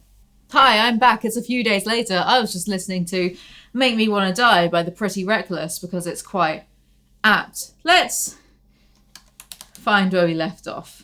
Tonight's the night. After all this time, am I ready for this? My inner goddess glares at me, tapping her small foot impatiently. She's been ready for this for years, and she's ready for anything with Christian Grey, but I still don't understand what he sees in me. Mousy Anna Steele. It makes no sense. Ah yes, inner goddess. That's one for the feminists or something. I don't buy the interest in Anna either. She's been a bit of a disaster every time she's been around Grey. And I can't suspend my disbelief this far when usually billionaires prefer either models or children. I'm going to get murdered for that one, aren't I? Oh well. I think Grey likes Anna's naivety and innocence, which says a lot about him. Grey picks her up from work. I went hiking with Elliot. His thumb strokes across my knuckles back and forth, and my heart skips a beat as my breathing accelerates. Why? Why did he go hiking? What was he doing? Hunting bears? They go to his helicopter, where Christian puts Anna in the helicopter harness, and then he pervs over her being in a harness, and then she pervs over him. Straight nose, square jawed. I'd like to run my tongue along his jaw. He hasn't shaved, and his stubble makes this prospect doubly tempting. I'd like to feel how rough it is beneath my tongue, my fingers against my face. I can't recommend this if you have sensitive skin, babes, because like facial stubble will have you looking red for days. Not pleasant. This is the first time that Christian has had a girl in his helicopter. We're probably meant to view this as romantic, but I think it's just sensible really, seeing as helicopters are usually death traps. I nod enthusiastically. It looks otherworldly, unreal, and I feel like I'm on a giant film set. Jose's favourite film maybe, Blade Runner. The memory of Jose's attempted kiss haunts me. I'm beginning to feel a bit cruel for not calling him back. He can wait until tomorrow, surely. What simpery is this? Want more for yourself? Anyway, they arrive at Christian's building. You don't have to do anything you don't want to. You know that, don't you? His tone is so earnest, desperate even, his eyes impassioned. He takes me by surprise. I'd never do anything I didn't want to do, Christian. And as I say the words, I don't quite feel their conviction, because at this moment in time, I'd probably do anything for this man seated beside me.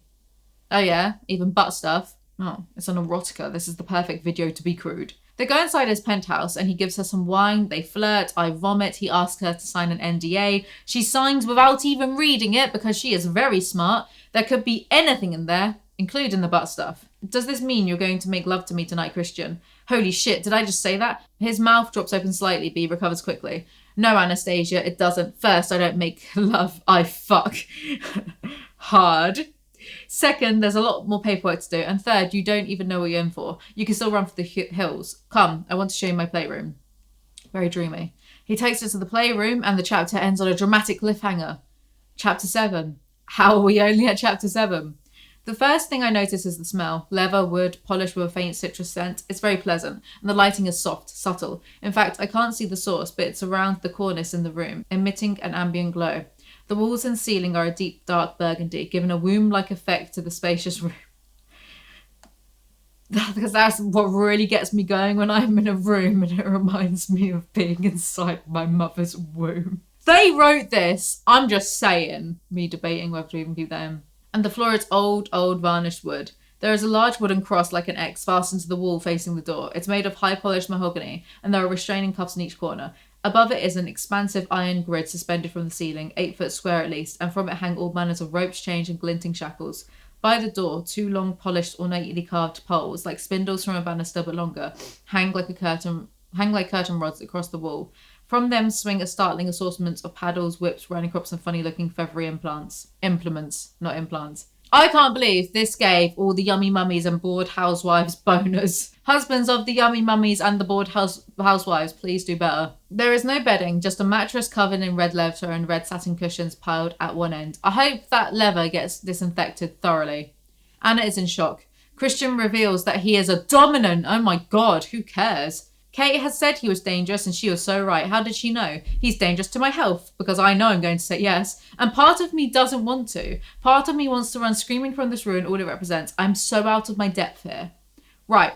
Poor Anna. She is a completely inexperienced virgin who until yesterday had never even been snogged properly, and now she's been thrown in the deep end of someone's sex dungeon. He takes her out of the playroom and shows her a nice bedroom and says this would be her room on weekends if she agrees. Which, again... They've known each other for a few weeks. This is moving way too fast. They talk more. Christian says he's only interested in having a dom sub BDSM relationship. Food, how can I eat now? I'm really not hungry, I whisper. You will eat, he says simply. Dominating Christian, it all becomes clear. Would you like another glass of wine? Right, that is just called being controlling. I don't like how this book masquerades Christian's possessive behaviour as, oh my god, he's such a dom. No. Also, I understand a billionaire needing NDAs. You can't have an Epstein Island without them. But Anna is completely inexperienced with men, romantically, sexually, whatever. An NDA will just isolate her, meaning she can't talk to anyone about her feelings or feelings she's having about this situationship, and that is not healthy for her. Eat. No, I haven't signed anything yet, so I think I'll hang on to my free will for a bit longer if that's okay with you. Not cute. Not cute. Let's discuss this in my study. I want to show you something. This is hard to process. Here I was foolishly thinking that I'd spend a night of unparalleled passion in this man's bed, and we're negotiating this weird arrangement. These are the rules. They may be subject to change. They form part of the contract, which you can also have. Read these rules and let's discuss. This is too much for someone with no sexual experience to take in such a short period of time. He is bamboozling her and giving her like information overload to get what he wants from her, which we just call manipulation, or at worst, sexual coercion. Good, now the rules. This will be fun. Rules, obedience. The submissive will obey any instructions given by the dominant immediately, without hesitation or reservation, and in an expeditious manner. The submissive will agree to any sexual activity deemed fit and pleasurable by the dominant, excepting those activities that are outlined in hard limits. She will do so eagerly and without hesitation. What if she decides that she's not in the mood that weekend, you know? Bit of a bad mood, doesn't really fancy having the butt plugs, whatever. Just loses the mood, which happens. Does this mean she has to do it anyway, and eagerly, with no hesitation? This isn't really being a submissive, is it? Maybe people who are very experienced in BDSM would be up for this. Maybe. But you don't hoist this on a virgin who's never had a sexual nor romantic relationship. It's not fair on them. Sleep. The submissive will ensure she achieves a minimum of 7 hours sleep a night when she is not with the dominant. Food. The submissive will eat regularly to maintain her health and well-being from a prescribed list of foods. The submissive will not snack between meals with the exception of fruit. This is mental. Clothes. During the term, the submissive will wear clothing only approved by the dominant. The dominant will provide a clothing budget for the submissive, which the submissive shall utilise. The dominant shall accompany the submissive to purchase clothing on an ad hoc basis. If the dominant so requires, the submissive shall wear during the term any adornments the dominant shall require, in the presence of the dominant and any other time the dominant deems fit. Also ridiculous. Exercise. The dominant shall provide the submissive with a personal trainer 4 times a week in hour-long sessions at times to be mutually agreed between the personal trainer and the submissive.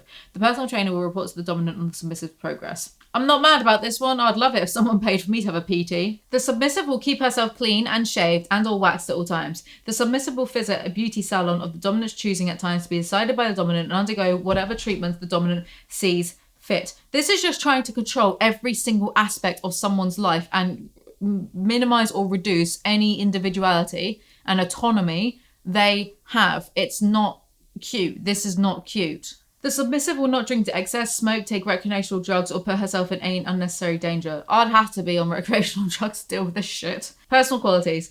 The submissive will not enter into any sexual relations with anyone other than the dominant. The submissive will conduct herself in a respectful and modest manner at all times. She must recognise that her behaviour is a direct reflection on the dominant. She shall be held accountable for any misdeeds, wrongdoings and misbehaviour committed when not in the presence of the dominant. Big Brother is watching you. Failure to comply with any of the above will result in immediate punishment, the nature of which shall be determined by the dominant. I can't believe that people got horny over this book, and I'm absolutely kink-shaming you, and I don't care. There is a good reason the BDSM community hates this tripe. This is BDSM written by someone who's probably never done BDSM, just has a bit like missionary in the dark. Lights off. Which, hey, don't come at me. Nothing wrong with missionary, yeah? Good position for intimacy. Right. I don't know why I'm doing a disclaimer, so the missionary committee don't attack me. I'm just saying E.L. James, probably not the right person to write this book because his rules are just abusive. It's controlling abuse. I'm not sure about accepting the money for clothes. It feels wrong. I shift uncomfortably, the word hoe rattling in my head. I want to lavish money on you. Let me buy you some clothes. I may need you to accompany to functions and I want you dressed well. I'm sure your salary when you do get a job won't cover the kind of clothes I'd like you to wear. What a sugar daddy. He shows Anna his hard limits. Hard limits. No acts involving fire play. No acts involving urination, defecation, and the products thereof. Needles, knives, piercing blood. Gynecological, medical instruments. Children or animals. Stuff that will leave permanent marks on the skin. No breath control. No activity that involves the direct contact of electric current, whether alternating or direct fire or flames to the body. Wow, what a prude. Also, the fact that he had to like specifically write down no kids or animals is very worrying. Oh, best to be on the safe side. Why? Who was he talking to before? Well, I haven't had sex before, so I don't know. My voice is small. I peek up at him and he's gaping at me, frozen and pale, really pale. Never, he whispers. I shake my head. You're a virgin, he breathes. I nod, flushing again. He closes his eyes and looks to be counted to 10. When he opens them, he's angry, glaring at me. Why the fuck didn't you tell me? He growls. Teehee, get you a guy who gets mad at you for being a virgin. So dreamy. Chapter 8. I don't understand why you didn't tell me. He castigates me. The subject never came up. I'm not in the habit of revealing my sexual status to everyone I meet. I mean, we hardly know each other. I'm staring at my hands. Why am I feeling guilty? Why is he so mad? I peek up at him. Exactly. Hardly know each other, and he's trying to get her, he's got her to sign an NDA. He's trying to get her to like sign this weird contract and be up for doing all of this for his pleasure. And, as I've probably said before, BDSM is about trust. How can you trust someone that you've only just met? Well, you know a lot more about me now, he snaps. His mouth presses into a hard line. I knew you were inexperienced, but a virgin? He says it like it's a really dirty word. Don't care, virgin. Hell, Anna, I just showed you, he groans. May God forgive me. Ha! He knew that she was experienced. He was preying on it. We're going to rectify the situation right now. What do you mean? What situation?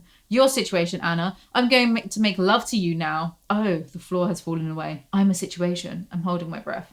If that's what you want to, I mean, I don't want to push my luck. Please come to bed with me. I want our arrangement to work, but you really need to have some idea what you're getting yourself into. We can start your training tonight with the basics. This doesn't mean I've come over all hearts and flowers. It's a means to an end, but the one I want, and hopefully you do too. His gaze is intense. Yeah. Taking her virginity, which she's 21, and that's not, I'm not saying, oh, that's a late age to like lose a virginity. I'm not. Like, you can lose your virginity whenever, or you don't need to. Like, it's up to you. But she said before that, like, you know, there's been no guy that she's interested in. So she's been like, because sometimes people might just like go lose it randomly just to lose it, right? So I feel like she's been sort of holding on to it because she wants the right guy to come along. And now she's known this guy for a few weeks, and he's just seeing taking her virginity as a means to an end. This is not a nice person. It's just not. He takes her to the bedroom. He takes off his socks individually. Christian Grey's feet. Wow, what is it about naked feet? Hate!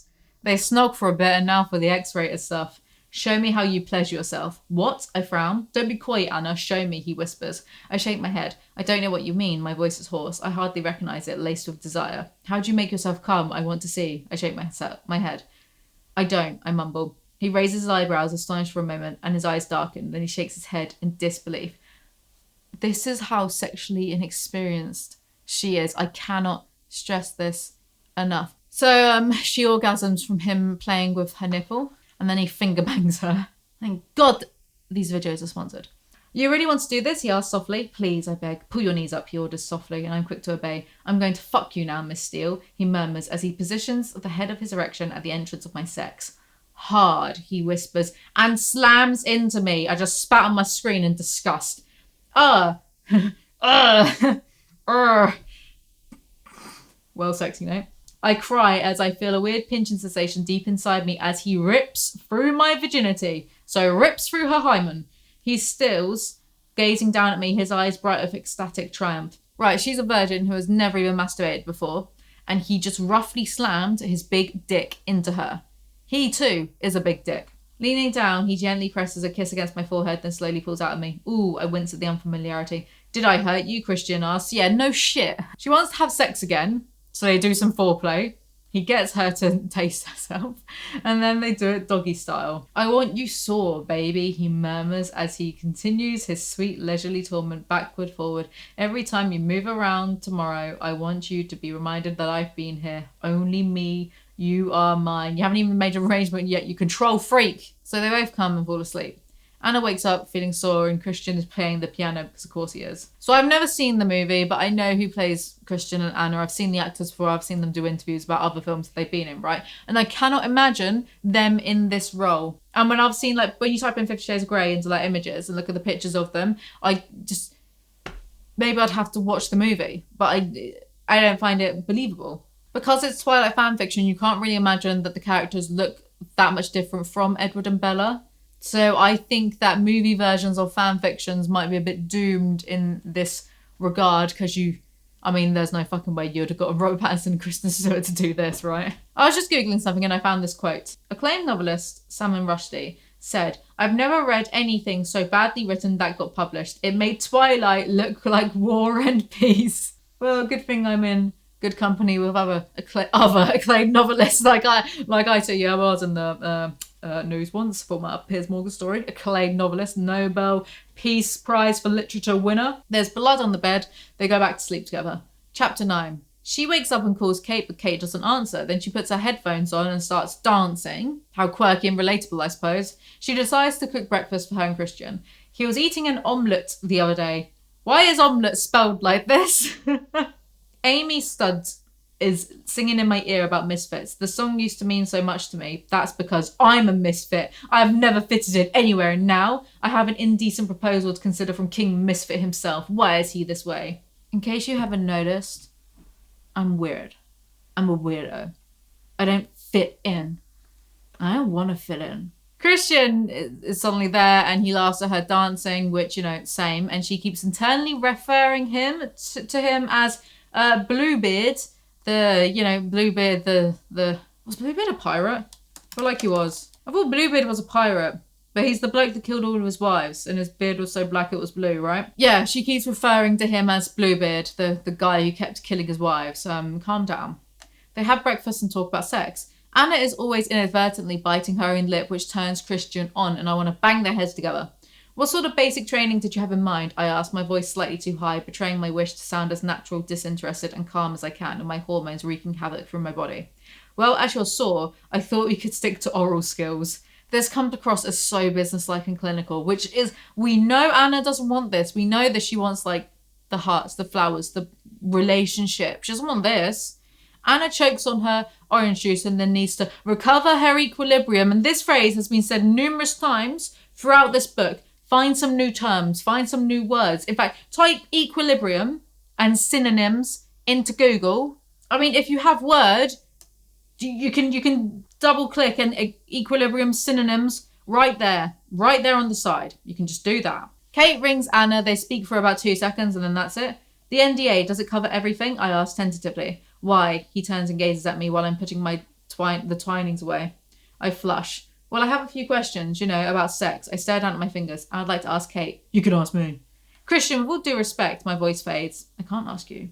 I'll get your biased, kinky as hell, distorted worldview regarding sex. I want an impartial opinion. It's just about mechanics. I won't mention the red room of pain. Oh good, she can't even talk to her best friend about her sex life. What could possibly go wrong? They go for a bath and he gives her a massage. My breathing increases and my heart is racing. His growing erection presses against my behind. It's such a turn on knowing that it's my body making him feel this way. Ha, not your mind, my subconscious sneers. I shake off the unwelcome thought.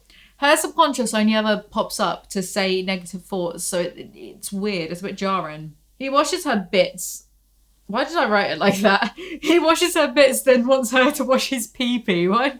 I'm too immature to be reading this book. She starts to give him a hand job and then decides to give him head, and then we're treated to this.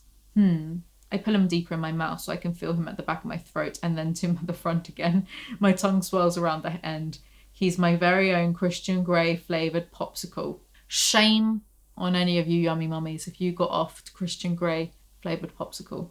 My inner goddess is doing the merengue with some salsa moves. Don't you have a gag reflex? He asks, astonished. This is our Mary Sue's superpower. Quickly, he clambers out of the bath, giving me my first full glimpse of the Adonis. Divinely formed, that is Christian Grey. My inner goddess has stopped dancing and is staring too, open-mouthed and drooling slightly. Christian wants Anna to say yes to the arrangement so he can own her. Trust me? He asks suddenly. I nod, wide-eyed with the sudden realization that I do trust him. You barely know him. He ties her hands up with a tie and makes her keep her hands above her head while he kisses her all over. I don't know why I'm recounting this crap. Holy shit. He grabs my left foot, bends my knee and brings my foot up to his mouth. Watching and assessing my every reaction, he tenderly kisses each of my toes, then bites each one of them softly on the pads. When he reaches my little toe, he bites harder and I convulse, whimpering.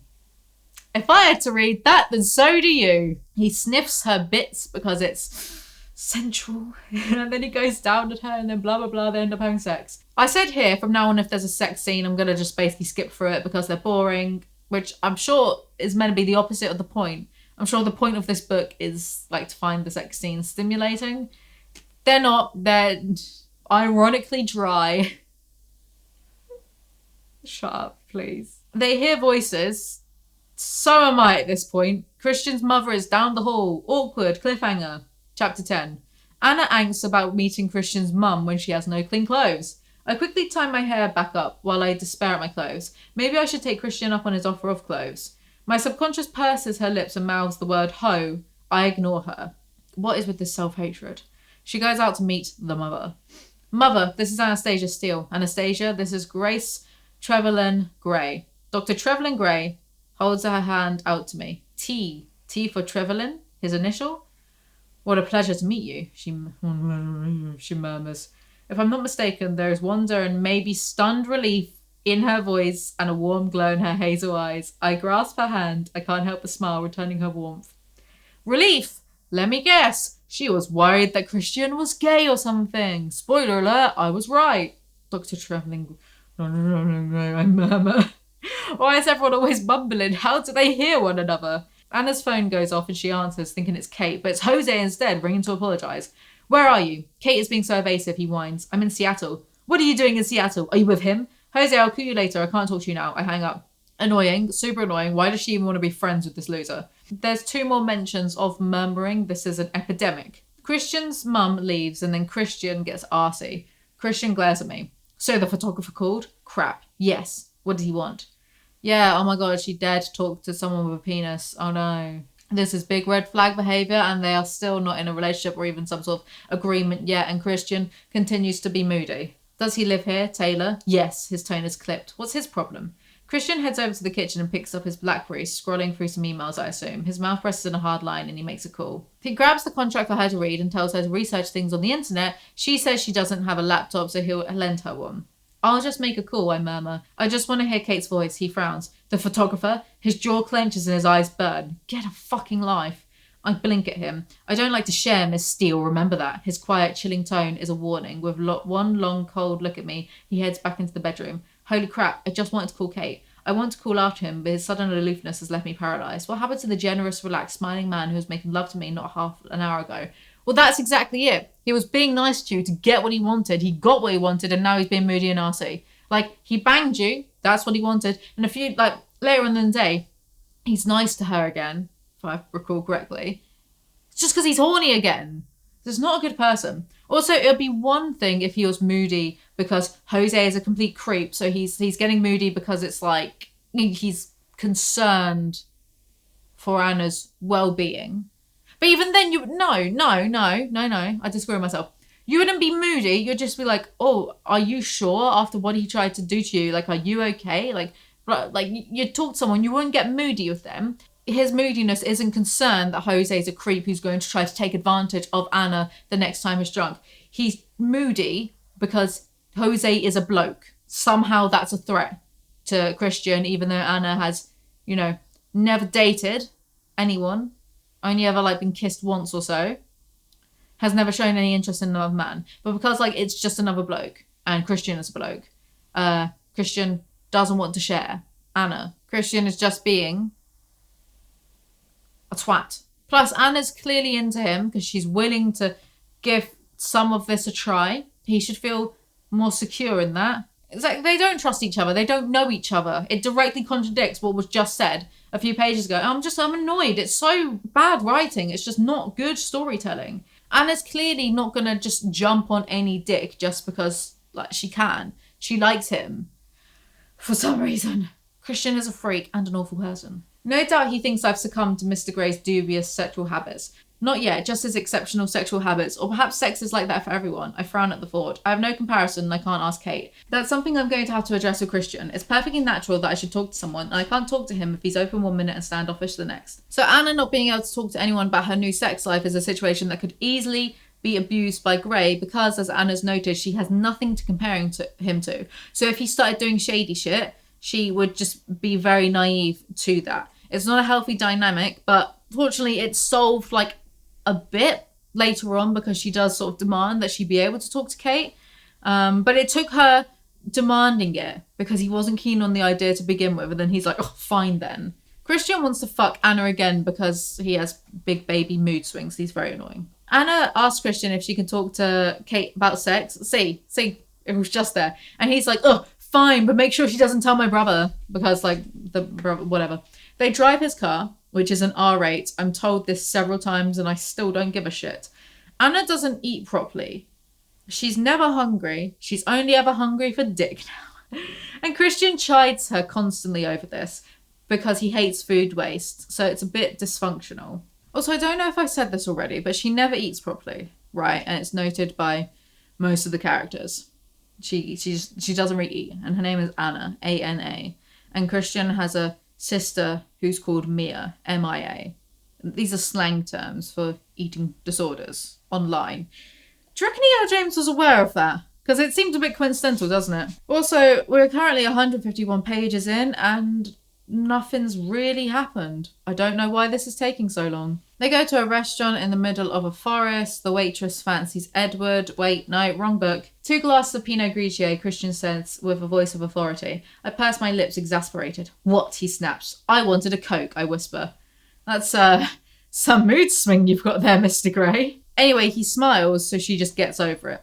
My mother liked you, he says dryly. Really? His words make me flush with pleasure. Oh yes, she always thought I was gay. Firstly, Anna barely spoke to her, so what is there even to like? And secondly, I told you all. I told you so. But isn't it funny how the choice of words that were used when Christian's mum taught Anna was stunned relief in her voice. Pretty interesting that she's relieved that her son isn't gay. Sorry, are we in the 40s? What's going on? He reveals that his mother has never seen him with a girl before, and Anna's like, none of the 15, because he slept with 15 other girls, which I don't find that believable. Like, he's a young, attractive billionaire. Have you never seen Made in Chelsea? The elites love a good orgy. The waitress brings nettle soup. It's very tasty. I'm glad to report. Sort of. His voice is wary. He frowns for a moment and seems to be engaged in some kind of internal struggle. Then he glances up. A decision made. One of my mother's friends seduced me when I was 15. Oh, holy shit, that's young. One of your mother's friends is a nonce. She had very particular tastes. I was her submissive for 6 years, he shrugs. Oh, my brain has frozen, stunned into inactivity by this admission. So I do know what it involves, Anastasia. His eyes glow with insight.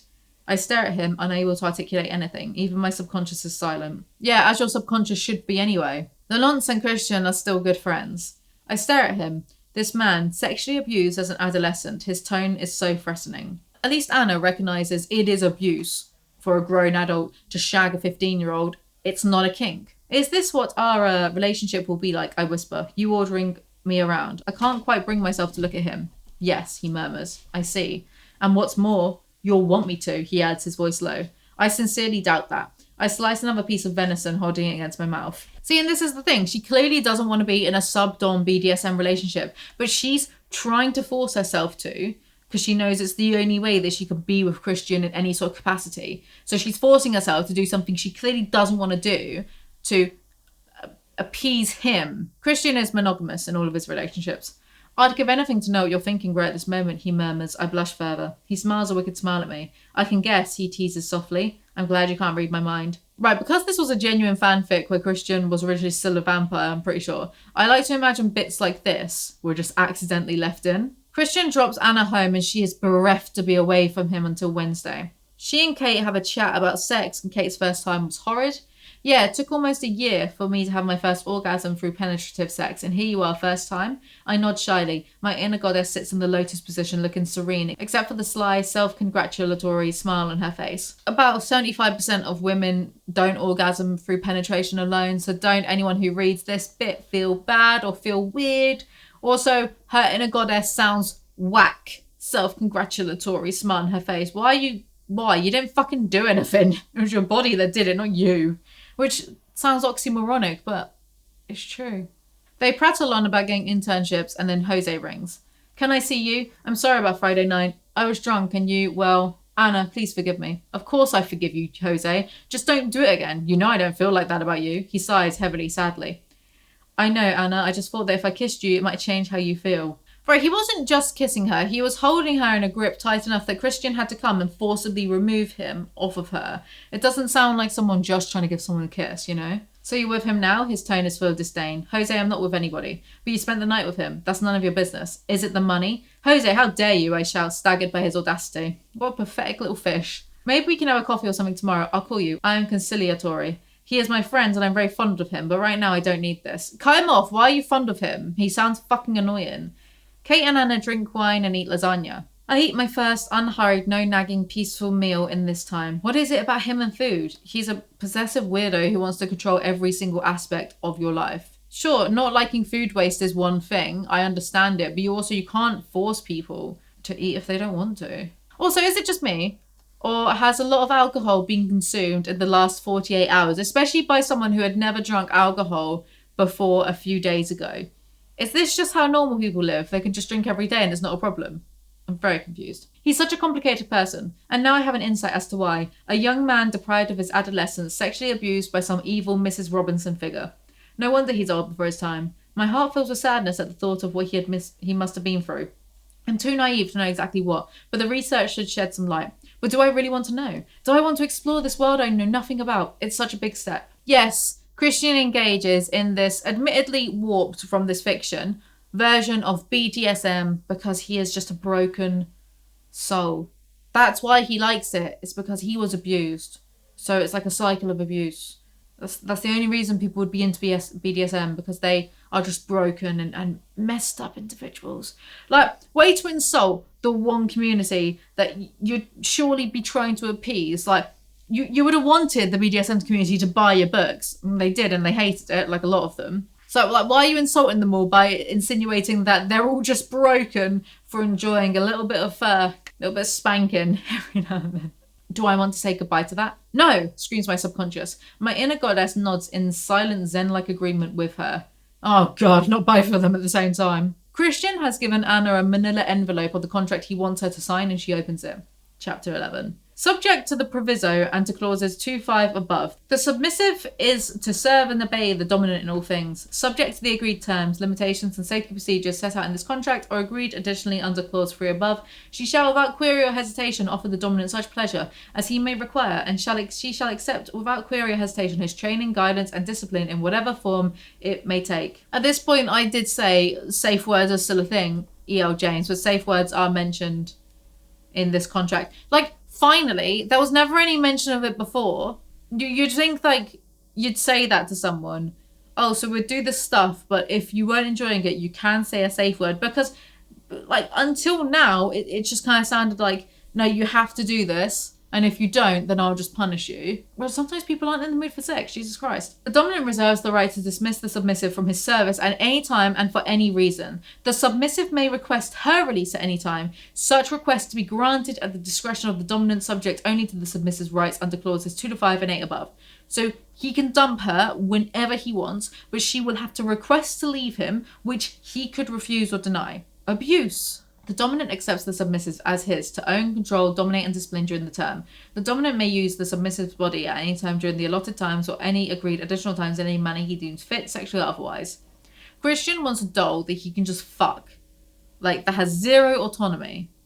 He doesn't want an actual human being with her own thoughts, feelings, wants, whatever. In case of illness or injury, the dominant shall care for the submissive, seeing to her health and safety, encouraging and when necessary, ordering medical attention when it is judged necessary by the dominant. Now, this is said in America, and maybe it's not such a bad idea to be a billionaire's plaything if they promise to take care of your healthcare and all your medical bills. What a sorry state of fucking affairs, huh? Safe words. The dominant and the submissive recognise that the dominant may make demands of the submissive that cannot be met without incurring physical, mental, emotional, spiritual, or other harm at the time the demands are made to the submissive. In such circumstances related to this, the submissive may make use of a safe word, the safe words. 2 safe words will be invoked depending on the severity of the demands. The safe word yellow will be used to bring to the attention of the dominant that the submissive is close to her limit of endurance. The safe word red will be used to bring to the attention of the dominant that the submissive cannot tolerate any further demands. When this word is said, the dominant's actions will cease completely with immediate effect. So there is that. I will eat my hat, but it shouldn't have taken, like, what, a third of the way through the book for this to be brought up. Anna reacts to the contract. My head is buzzing. Buzzing. How can I possibly agree to all of this? And apparently it's for my benefit to explore my sensuality, my limits safely.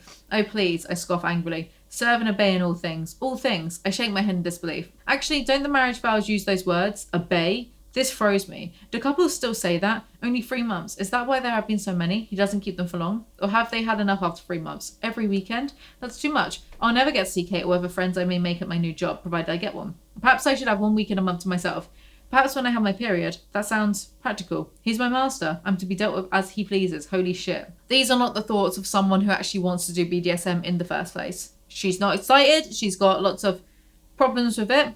I think most people would have problems with it, to be honest. She doesn't want to do it. She just wants to appease him so he can bang her. And I can't touch him. Well, no surprise there. And these silly rules. No, I can't do this. I put my head in my hands. This is no way to have a relationship. Anna wants a relationship. Gray wants a sex doll. They are not compatible. I stare at myself in the bathroom mirror. You can't seriously be considering this. My subconscious sounds sane and rational, not her usual snarky self. My inner goddess is jumping up and down, clapping her hands like a 5-year-old. Please, let's do this. Otherwise we'll end up alone with lots of cats and your classic novels to keep you company. Her inner goddess wants her to be with Christian, a want motivated by fear that she will just end up alone with only cats for company. Firstly, cats are great. Secondly, she is 21. She has years to live her life and meet different guys. When I was 21, I was nowhere near ready to have a permanent partner. No, you change so much over your 20s that you might find your once compatible partner at that age becomes uncompatible by the time you're 24 or 25 or whatever, by the time you've hopefully grown into a more mature and better version of yourself. This is pathetic, basically. It's pathetic. Anna goes to bed. Kate wakes her up. Christian has ordered Anna a MacBook Pro, the very latest from Apple. Probably spent his life savings on it. Why am I laughing at my own jokes? I mean, it is funny because it's true. He has set up an email account for her because she didn't have one. This book came out in 2011, not in 1911. Christian and Anna flirt over email for a few pages, leaving Anna happy again. Even though his most recent mood swing, where he was being unaffectionate, left her upset, she just forgives it all entirely, doesn't give a shit just because he flirts with her. We love stability. He emailed me, I'm like a small giddy child, and all the contract angst fades. Jose turns up at Anna's work and smiles, and then she's no longer mad at him. It's pathetic. It's pathetic. All these people are pathetic. Christ, why can't I just be the main character in every single book I don't like? I would sort people out in a second, mate. Don't even try. As we stroll to the local coffee shop, I slip my arm through Jose's. I'm so grateful for his normality, someone I know and understand.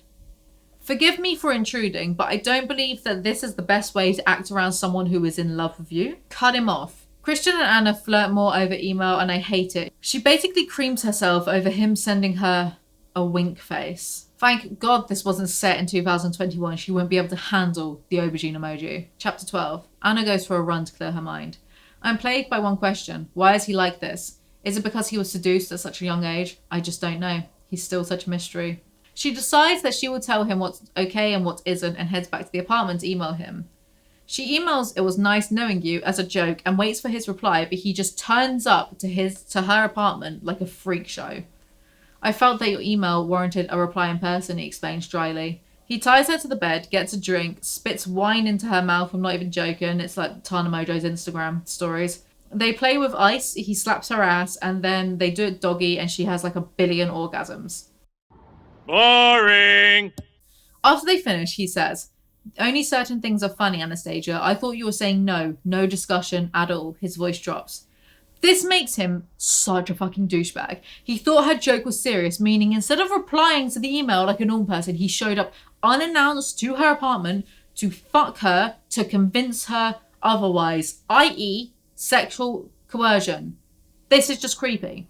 Christian admits that he talks to the Nancy woman regularly, which we know. He's already stated this, so I don't know why we're reminded again. Just for some angst, I suppose. I see, my voice is tight. So you have someone you can discuss your alternative lifestyle with, but I'm not allowed. He frowns. I don't think I've ever thought about it like that. Mrs. Robertson was once part of that lifestyle. I told you, she's a good friend now. If you'd like, I can introduce you to one of my former subs. You could talk to her. Yeah, who doesn't love the prospect of talking to the prior fuck buddy of your current interest? What planet is he on? He's so inconsiderate. He's trying to be considerate, but it's in such a inhumane way. She gets angry at that. Like, why would I want to talk to one of your subs? But then she stops being angry immediately because she's a fucking doormat. Yes, I reply, though in all honesty, I'm just not sure. I feel a paradigm shift. I know that if I'm willing to do this with him, I will get hurt. He's not capable, interested, or willing to offer me any more, and I want more, much more. The surge of jealousy I felt only moments ago tells me I have deeper feelings for him than I admitted to myself. Incompatible with each other. But I also know that this is just to make it super special that Anna is the one that changes him. Blah, blah, blah. People generally, most of the time, right, can't really change other people. People have to decide to change. Oh, shut up. I've had enough. So he leaves and she begins to cry because she wants a normal relationship. So he came over, they have sex, they talk, he leaves, and she cries. It's not good, is it? Kate sees this and comforts her. I nod as if in agreement. Inwardly, I pine. Oh, Kate, I wish I could tell you everything. Everything about the strange, sad, kinky guy, and you could tell me to forget about him. Stop me from being a fool. How convenient for Christian that Anna can't tell her friend, who would definitely tell Anna, to dump Christian and who Anna would possibly listen to. How convenient that she can't talk to her. And for further clarity, Anna can't talk to Kate about BDSM, which is all their relationship is going to be at the moment. Anna emails Christian rebuffing a lot of what's in the contract. And I said, I'm sick of this. Surely I can't go on for much longer. It's true. I don't think I can. No. Chapter 13. There's some boring shit about her mum not being able to make graduation because her husband fell over or something. I don't know. It's all blurring into one right now. Christian emailed her with a dictionary definition of the word submissive. That's very Onision of him. And also, stop trying to mold her into something she doesn't want to be, you whack job. Like, I hate this man. I hate her for not blocking him. But he's also clearly a psycho who would turn up to her house if she did that. So she's just screwed now. I don't know. Anna emails back the definition of the word compromise. It's as riveting as it sounds. Anna goes to work. Paul is back from Princeton before he sets off for New York to start an internship with a financing company. He follows me around the store all day asking me for a date. It's annoying. This book is annoying. I've had enough. Paul finally backs off when she says that she has a date with Christian Grey because men respect men more than they respect women's autonomy. Just saying. Anna dresses and goes to her date with Grey. You look stunning, he murmurs. I'm actually in pain. He frowns. You'd think I'd coerce you into something you don't want to do and then pretend I have a legal hold over you. Well, yes. You don't think very highly of me, do you? I said here, why is she panting over him? Oh yeah, because he's fit. Pfft. I don't know what that's in relation to because it doesn't sound like it makes sense. Okay. I think I was just getting a bit delirious at this point. Are you hungry? He asked, distracting me from my thoughts. Oh no. Food.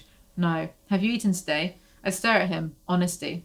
Holy crap. He's not going to like my answer. No. My voice is small. He narrows his eyes. I mean, but she's not really wasting food though, is she? She's not eating it. However, she is currently drinking wine on an empty stomach. I think we should stay in public on neutral ground. He smiles sardonically. Do you think that would stop me? He says softly, a sensual warning. My eyes widen and I swallow again. I hope so. He's trying to be sexy here, but he just gives massive serial killer vibes. They go to a private dining room to go over the finer points of the contract and negotiate. I've never taken drugs. In fact, I'm vehemently anti-drug. I have a strict no-tolerance policy with regards to drugs for all my employees, and I insist on random drug taking. Christ, a little bit of MDMA might make him more tolerable. Also, he drinks alcohol loads, so he is a liar. They eat oysters. Good, he smiles. Now term. 1 month instead of 3 is no time at all, especially if you want a weekend away from me each month. I don't think I'll be able to stay away from you for that length of time. I can barely manage it now. He pauses. He can't stay away from me. What? Oh, it's so annoying that she finds this sexy.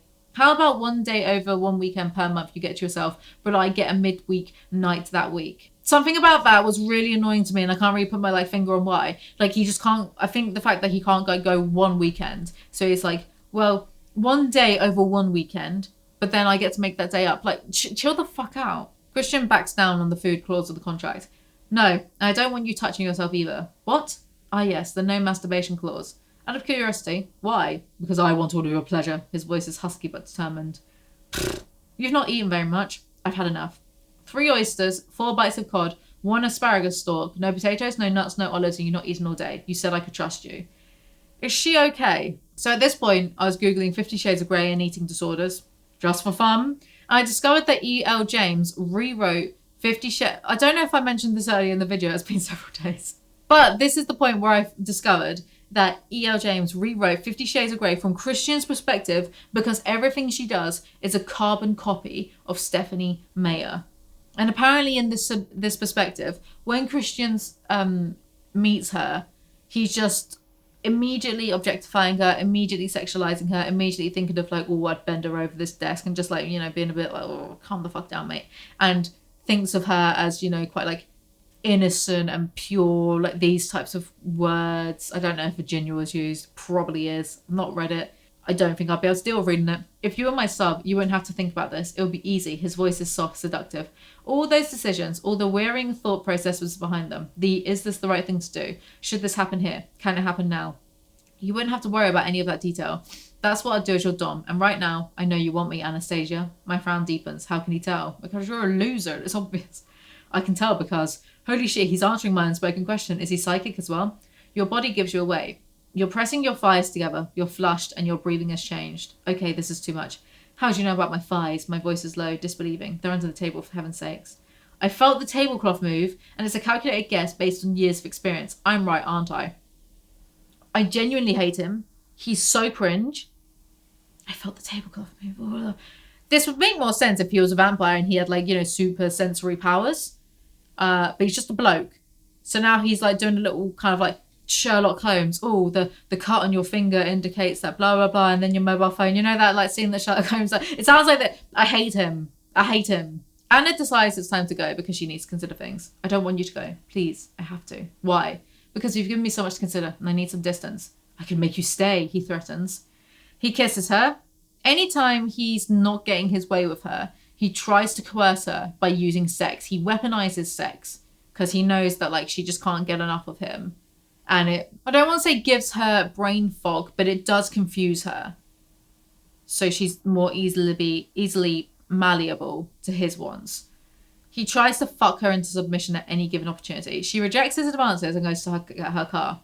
That's what you drive? He's appalled. Taking my hand, he leads me outside. The valet jumps out and hands me my keys, and Christian coolly palms him some money. Is this roadworthy? He's glaring at me now. Yes. Will it make to Seattle? Yes, she will. Safely? Yes, I snap, exasperated.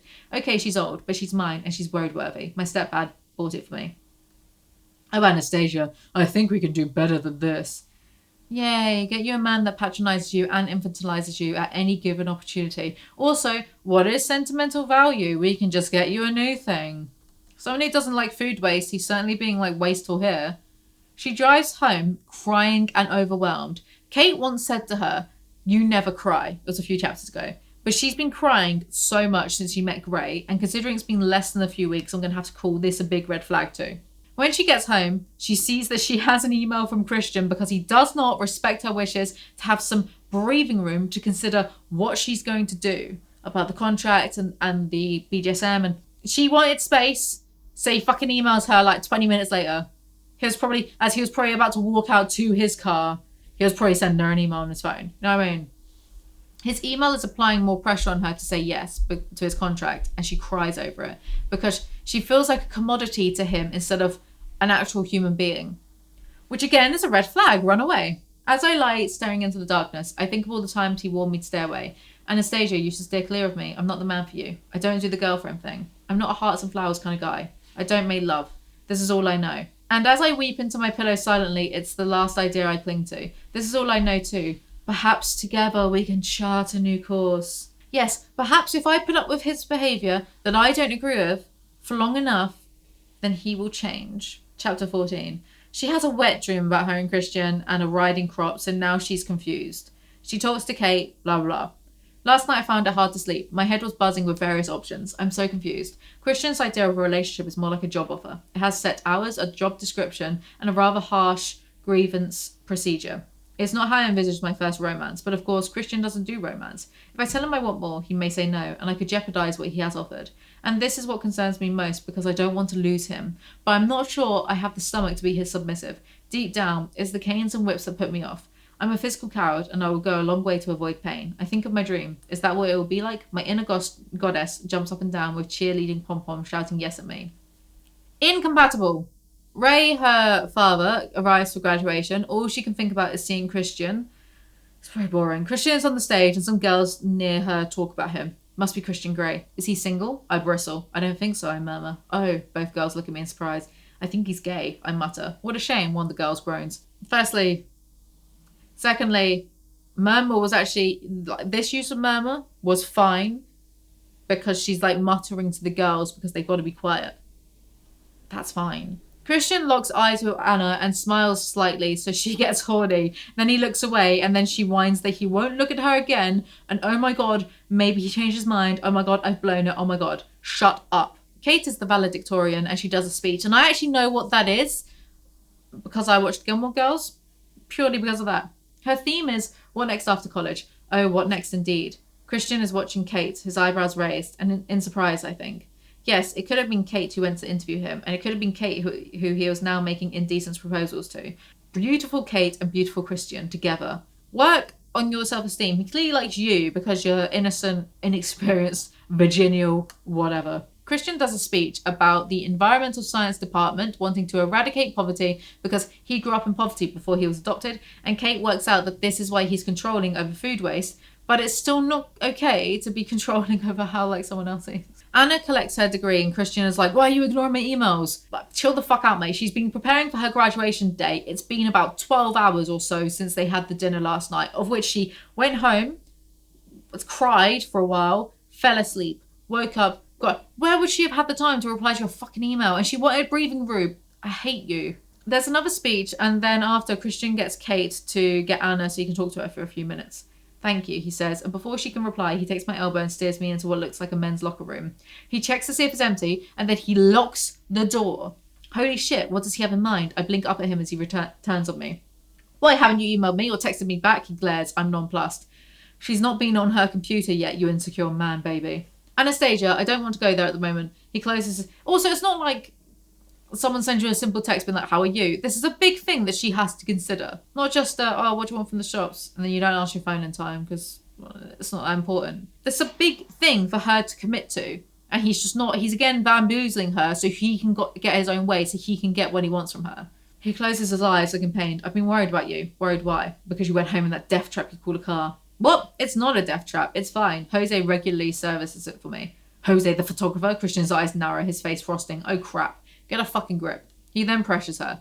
Anastasia, I need an answer from you. The waiting around is driving me crazy. Christian, look, I've left my stepdad on his own. Tomorrow. I want an answer by tomorrow.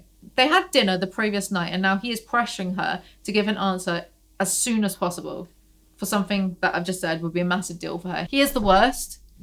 Give her some space. Well, he doesn't want to give her space because she might say no. Then he says he wants to meet her stepfather. Why? Who knows? She gets Ray and they go to the marquee for a drink. Everyone is just constantly drinking in this book.